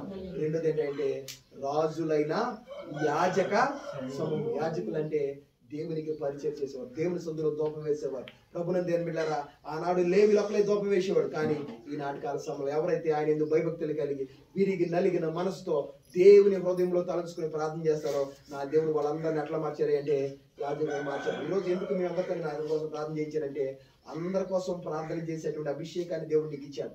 ఆనాటి కాలంలో ఎవరు చేసేవాడు అంటే యాజకుడు ఒక్కడే చేశాడు. కానీ ఈ రాష్ట్రమైనటువంటి సార్వత్రిక కొత్త నిబంధన సంఘంలో ఉన్నటువంటి మనకందరికీ దేవుడు ఆ అధికారాన్ని ఇచ్చాడు. దేవునికి స్తోత్రం చెల్లిద్దాం. హల్లెలూయా. నువ్వు ప్రార్థన చేసినా నా దేవుడు స్వస్థత చేస్తాడు. ప్రభునందు దేని బిడ్డలారా, ఎక్కడ నువ్వు ప్రార్థన చేసినా, ఎవరి కోసం ప్రార్థన చేసినా నీ విశ్వాస సహితమైన ప్రార్థన రోగిని ఏం చేద్దాయంటే స్వస్థపడి. కారణం ఏంటంటే దేవుడు మనకి ఏమి ఇచ్చాడంటే అధికారం ఇచ్చాడు. దేవుడు మనకు పవర్ ఇచ్చాడు. మీరు రాజులు, మీరు ఎవరికి కూడా ఏం కదంటే బానిసలు కాదు. మీరు ఏ వ్యసనాలకి బానిసలు కాదు. ఎవరి దగ్గర కూడా మీరు బానిసలు కానే కాదు. మీరు తల ఎత్తుకోవాలని, మీ తల మీద కిరీటాలు ఉండాలని నేను మిమ్మల్ని అట్లా చేశానంటే రాజులుగా. ఆయన నమ్ముకున్న బిడ్డలందరూ కూడా రాజులే, ఎవరికి బానిసలు కాదు. దేవునికి స్తోత్రం చెల్లిద్దాం. రెండోది ఏంటంటే ఆయన నమ్ముకున్న బిడ్డలందరూ కూడా యాజకులే. ఎవరు ప్రార్థన చేసినా వాళ్ళ ప్రార్థన దేవుడు ఏం చేస్తాడంటే ఆలకిస్తాడు. ఒంటరిగా నువ్వు చేసినా నా దేవుడు ఆలకిస్తాడు. ప్రభుని బాలకెత్తలో ఉన్న వాళ్ళ కోసం నువ్వు చేసిన దేవుడు ఆలకిస్తాడు. పూర్వకాలంలో యాజకుడు చేయాలి పని, కానీ నేటి దినాల్లో నా దేవుడు ఆయన రక్తంలో కడగబడిన ఆయన పిల్లలైన అందరికి ఇచ్చాడు. దేవునికి స్తోత్రం చెల్లిద్దాం. అంతేకాదు ప్రార్థన చేయడమే కాదు, ఆయన గుణాతిశయములను ప్రచురము చేయు నిమిత్తము రాజులైన యాజక సమూహంగాను పరిశుద్ధమైన జనముగాను ఆయన సొత్తు అయినటువంటి ప్రజలుగాను దేవుడు మనల్ని ఎన్నుకున్నాడు, ఏర్పాటు చేసుకున్నాడు. ఇప్పుడు నువ్వు కాదు, నువ్వు ఎవరు సొత్తు అంటే దేవుని సొత్తు. నేను దేవుని బిడ్డనే. ఎందుకు చెప్పాలంటే నేను యేసు బిడ్డనే. దేవునికి స్తోత్రం చేయాలి. ఈరోజు ప్రభునందు దేని బిడ్డ, నా దేవుడు నీకు ఇస్తున్నటువంటి ఆ ఐడెంటిటీ ఏంటంటే నువ్వు ఆయన సన్నిధిలో సజీవమైన రాయి ఒకటైతే, రెండోది ఏంటంటే ఏర్పరచబడిన వంశమును రాజులైన యాజక సమూహము. రెండోది దేవునికి స్తోత్రం చెల్లిద్దాం. హల్లెలూయా. మూడోది ఏంటంటే ఆయన సొత్తు అయిన ఎవరి సొత్తు? ఎవరు ఒక ప్రశ్న వేసుకుంటే నేను దేవుని బిడ్డని. దేవునికి స్తోత్రం చెల్లిద్దాం. ఎవరు బిడ్డవే? దేవుని బిడ్డని అనేటువంటి గర్వంతో ఈ మూడు ఐడెంటిటీని చేతపట్టుకుని లోపకుండా దేవుని సన్నిధిలో ప్రార్థన చేయండి. నా దేవుడు మీ ప్రార్థన ద్వారానే గొప్ప కార్యములు చేయును గాక. హల్లెలూయా. దావీదు ఏ విధంగా యేసు నామమును చేతపట్టుకుని గొలియాతు మీద యుద్ధానికి వెళ్ళి జయాన్ని పొందుకున్నాడు, మీరు కూడా ప్రభు నామమును పట్టుకుని ప్రార్థన చేయండి. మీ జీవితంలో నా దేవుడు గొప్ప కార్యములు జరిగేలా చేయును గాక. ఏది మీరు విడిచిపెట్టినా మీ ఐడెంటిటీని మాత్రం విడిచిపెట్టద్దు. ప్రభునందు దేని బిడ్డలారా, మరి పరిస్థితులు మారిపోవచ్చు, ప్లేసులు మారిపోవచ్చు, కానీ ప్రార్థనలో మీరు ఎక్కడ కూడా దిగజారిపోవద్దని దైవ శాఖగా మీకు మనవి చేస్తూ మీరు క్రీస్తులో బలంగా కలిగి దేవుని సందులో మీ ఐడెంటిటీని కాపాడుకోండి. దేవుడు నిత్యమైన తన ఆశీర్వాదాన్ని మీ మీద గుర్తులుగా కొమ్మరించును గాక. తన కొరకు తన పని కొరకు మిమ్మల్ని బలపరిచి రాజులైన యాజక సమూహంగా మిమ్మల్ని అందరినీ నా దేవుడు వాడుకొనును గాక. అట్టి కృప ప్రభు మనకందరికీ దయచేయును గాక. కలవచ్చామని ఒక చిన్న ప్రార్థన చేసుకుందాం. ఈ రాత్రిమైన సమయంలో నీవు నీ సొత్తు కాదు, దేవుని సొత్తు. ఆయన రాజులుగా యాజకులుగా దేవుడు నిన్ను ఏర్పరచుకున్నాడు. నువ్వు సిగ్గుపడవలసిన పరిస్థితి లేదు. ఎవడి ఎదుట తల వంచవలసిన అవసరం అంతకంటే లేదు. నేను నా దేవుడు రాజుగా చేశాడు. ఆయనే రాజుగా చేశాడు. నేను మనుషులుగా చేసింది నా దేవుడే చేశాడు. యాజకుడిగా చేశాడు. దోపం వేసేవాడిగా చేశాడు. పాప పరిహారాలతో బలులు అర్పించేవాడిగా చేశాడు. ఒక నిమిషం ప్రభువా, నువ్వు నాకు ఇచ్చిన అథారిటీని బట్టి నీకు స్తోత్రాలు. నువ్వు నాకు ఇచ్చినటువంటి నాయన ఈ గొప్ప ధన్యతను బట్టి నీకు స్తోత్రాలు ప్రభువా. ఇంతవరకు నేను పనికి మాలిదానని, ఎవరూ లేనిదానని ప్రభువా, ఇంతవరకు నాయన నాకు అండ ఎవరూ లేరని నాయన ఎంతవరకు నేను కుమిలిపోతుంటే నేనేమై ఉన్నానో నాకు తెలియపరిచిన గొప్ప దేవుడా నీకు వందనాలండి. ఒక్క నిమిషం తనలో వచ్చుకుని దేవుని సన్నిధిలో ప్రార్థన చేద్దాం.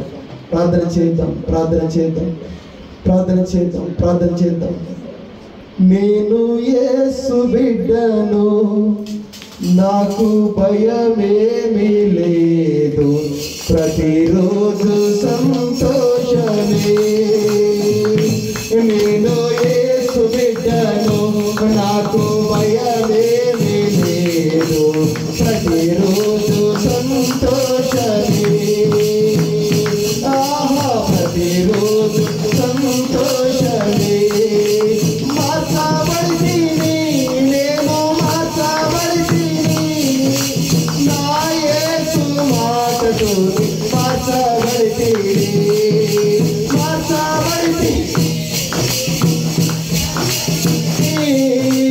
నా యేసు మాటతోనే మార్చబడితిని. నేను యేసు బిడ్డను, నాకు భయమేమీ లేదు, ప్రతిరోజు సంతోషమే. నేను యేసు బిడ్డను, నాకు భయమేమీ లేదు, ప్రతిరోజు సంతోషమే. కడగబడితిని, నేను కడగబడితిని, నా యేసు రక్తములో కడగబడితిని. నేను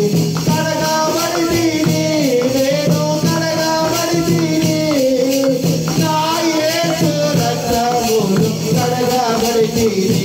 నేను యేసు బిడ్డను, నాకు భయమేమీ లేదు, ప్రతిరోజు సంతోషమే. నేను యేసు బిడ్డను, నాకు భయమేమీ లేదు, ప్రతిరోజు సంతోషమే. మార్చబడితిని, నేను మార్చబడితిని, నా యేసు మాటతోనే మార్చబడితిని. మార్చబడి మాటలు కూడా యేసయ్య మాటే మనం మార్చింది. ఆయన రక్తమే మన కలిగి పరిశుద్ధపరిచింది. చేద్దామా? నేను యేసు బిడ్డను, నాకు భయమేమీ లేదు, ప్రతిరోజు సంతోషమే. నేను యేసు బిడ్డను, నాకు భయమేమీ లేదు, ప్రతిరోజు సంతోషమే. కడగబడితిని, నేను చేద్దామా ఒకసారి? ఆయన రక్తంలో కడగబడిన పరిశుద్ధమైన మనం గురించి కడగబడితిని, నేను కడగబడితిని, నా యేసు రక్తముతో కడగబడితిని. నేను యేసు బిడ్డను, నాకు భయమేమీ లేదు, ప్రతిరోజు సంతోషమే. నేను యేసు బిడ్డను, నాకు భయమేమీ లేదు, ప్రతిరోజు సంతోషమే. నాకు ప్రతిరోజు సంతోషమే. నాకు ప్రతిరోజు సంతోషమే. నాకు ప్రతిరోజు సంతోషమే.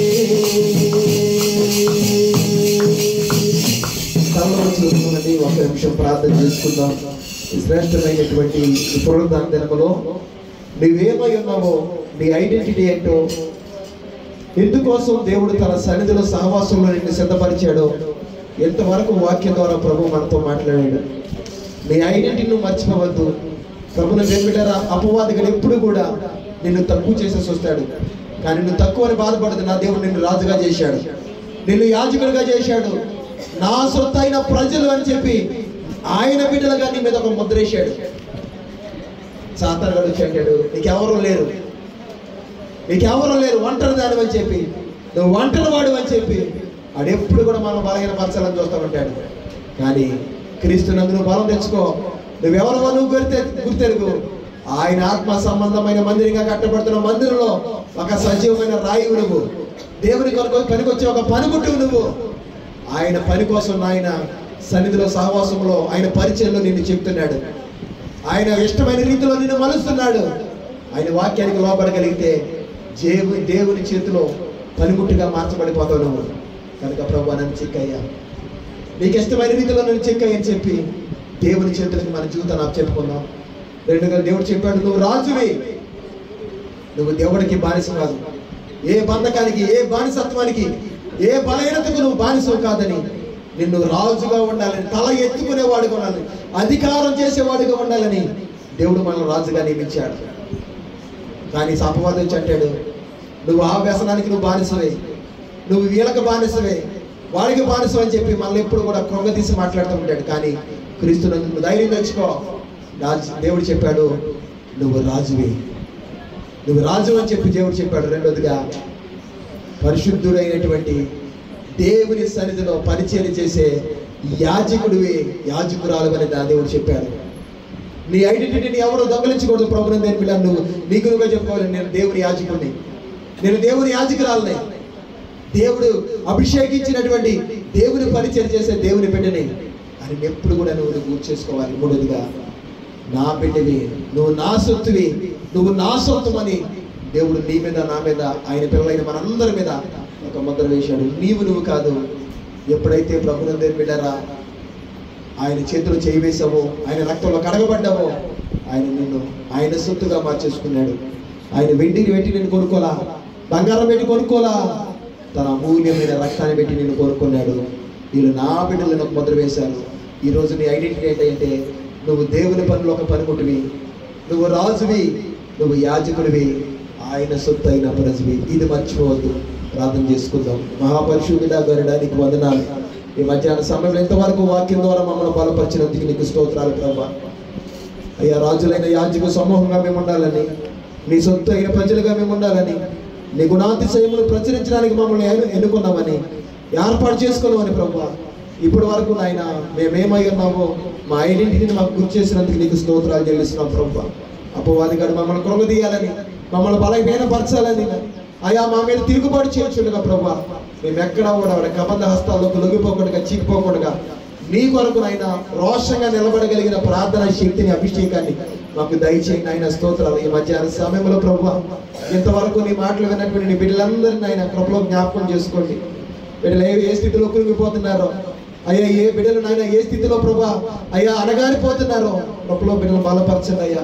మా తోడు నువ్వు ఉన్నామని నాయన, మేము నీ బిడ్డలమని ప్రభా, మా పక్షంగా కొండంత దేవుడు మా పక్షాన్ని మా వెనకాల ఉన్నాడని నిన్ను ముందు పెట్టుకున్న బిడ్డలు తమ ఆధ్యాత్మిక జీవితాన్ని ముందుకు కొనసాగించడానికి సహాయం దయచేయండి. వాళ్ళకి ఎంత వచ్చిన బిడ్డలు బలపరచండి. అనారోగ్యం వచ్చిన బిడ్డలకు ఆరోగ్యం కలిగించండి ప్రభా. ఎవరు ఏ ఇరుకుల్లో, ఏ ఇబ్బందుల్లో, ఏ సమస్యల్లో, ఎటువంటి బంధకాల్లోని సందులో ఉన్నప్పటికీ నాయన, ప్రతి ఒక్కరిని చూస్తున్న దేవుడు కనుక వారి వారి క్రియల చొప్పున నేను వాళ్ళకి ప్రతిఫలం ఇస్తాను వాగ్దానం ఇచ్చగలక. నీ బిడ్డలో ఉన్న విశ్వాసాన్ని బట్టి నాయన వాళ్ళ జీవితంలో మీరు కార్యాలు జరిగిపోచేయండి. కడవరి దినాల్లో ఉన్నాం నాయన, దుర్దినాల్లో ఉన్నాం ప్రభా. లోకంలో మేము కలిసిపోకుండా, అపవాది గారు మా కుటుంబంలో మా జీవితంలో ఏలుబడి చేయకుండా నీ కొరకు రోషం కలిగిన జీవితాన్ని మా అందరికీ దయచేయండి. నీ కృప, నీ సన్నిధి, నీ కాపుదల మా కుటుంబాలకి తోడుగా వచ్చి మరి ప్రార్థన చేయొచ్చు నాయన. ఎవరైనా బిడ్డలు ఉన్నారు ప్రభా, అయ్యా వాళ్ళందరి కృపలో జ్ఞాపకం చేసుకోండి. ఎవరిని మింగుతున్నా అని అపవాది గారు తిరుగుతున్న భయంకరమైన దినాలలో అపవాది గారికి చోటిచ్చేవారుగా కాకుండా ప్రభా, నీ కొరకు రోషం కలిగి ప్రభా నిలబడేటువంటి షడ్రకు, మేషకు, అబేద్నెగోలు వలె, దానియేలు వలె రోషం కలిగిన ప్రార్థనాత్మతో వాళ్ళు నింపండి నాయన. నీ కొరకు పని చేయగలిగిన ఆత్మను అయ్యా మంటను వాళ్ళకి కలిగింపచేయమని ప్రార్థన చేయించిన. ఎవరి సహోదరులు చాలా మంది ఉన్నారు, వాళ్ళు కూడా మీరు తోడుగా ఉండండి ఆయన. స్తోత్రం. మంచి ప్రార్థనా చర్చ నింపండి ఆయన. నీ కొరకు నాయన కనిపెట్టగలిగిన ప్రార్థనాత్మ ఆనాడు ఎస్తేరు చేసినటువంటి నాయన అయ్యా సహనంతో కూడిన ప్రార్థన, త్యాగపూరితమైన ప్రార్థన పరిణామాలుగా ప్రభు ప్రతి బిడ్డను కూడా మీరు మార్చమని మీ సందులో ప్రార్థన చేయొచ్చు. ఈ మధ్యాహ్న సమయంలో ప్రభు మా సహోదరులు ఉన్నారు నాయన, కూలి పని, గుడ్డి పని, వ్యాపారం, వ్యవసాయం, ఉద్యోగాల చేత ఎవరైతే దేని చేత పోషించబడుతున్నారో వాళ్ళ రెక్కల కష్టాల చేతాలు మీరు ఆశీర్వదించండి అయ్యా. వాళ్ళకి నాయన రెక్కల శక్తి, దేహానికి ఆరోగ్యం కలిగింపచేయండి.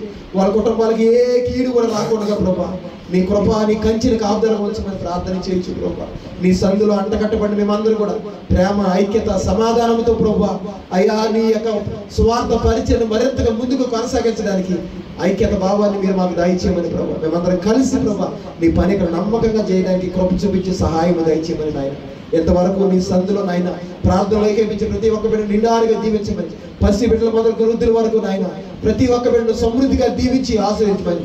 నీ చిత్తమైతే, నీ రాకడ దూరం అయితే మేమందరం వచ్చే వరకు కలిసినంత వరకు నీ కృప తోడుగా ఉంచమని, కీడులన్నీ దూరపరిచి మీ మందిరంలో ఉన్న మేలు చేత మేమందరం సంతోషించబడి నీలో ఎదిగే కృపాభాగ్యం అందరికీ ప్రసాదింపజేయమని సర్వశక్తి గల యేసయ్య పరిశుద్ధమైన నామములో ప్రార్థన చేసి అడిగిన వాటన్నిటికీ ప్రతిఫలం పొందుకున్నాము తండ్రి.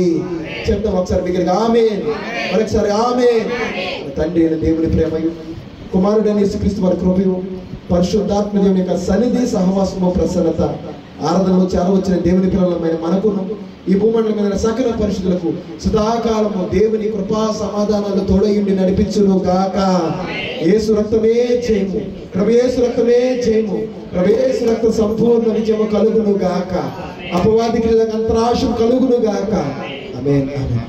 అందరికి వందనాలండి. దేవుడు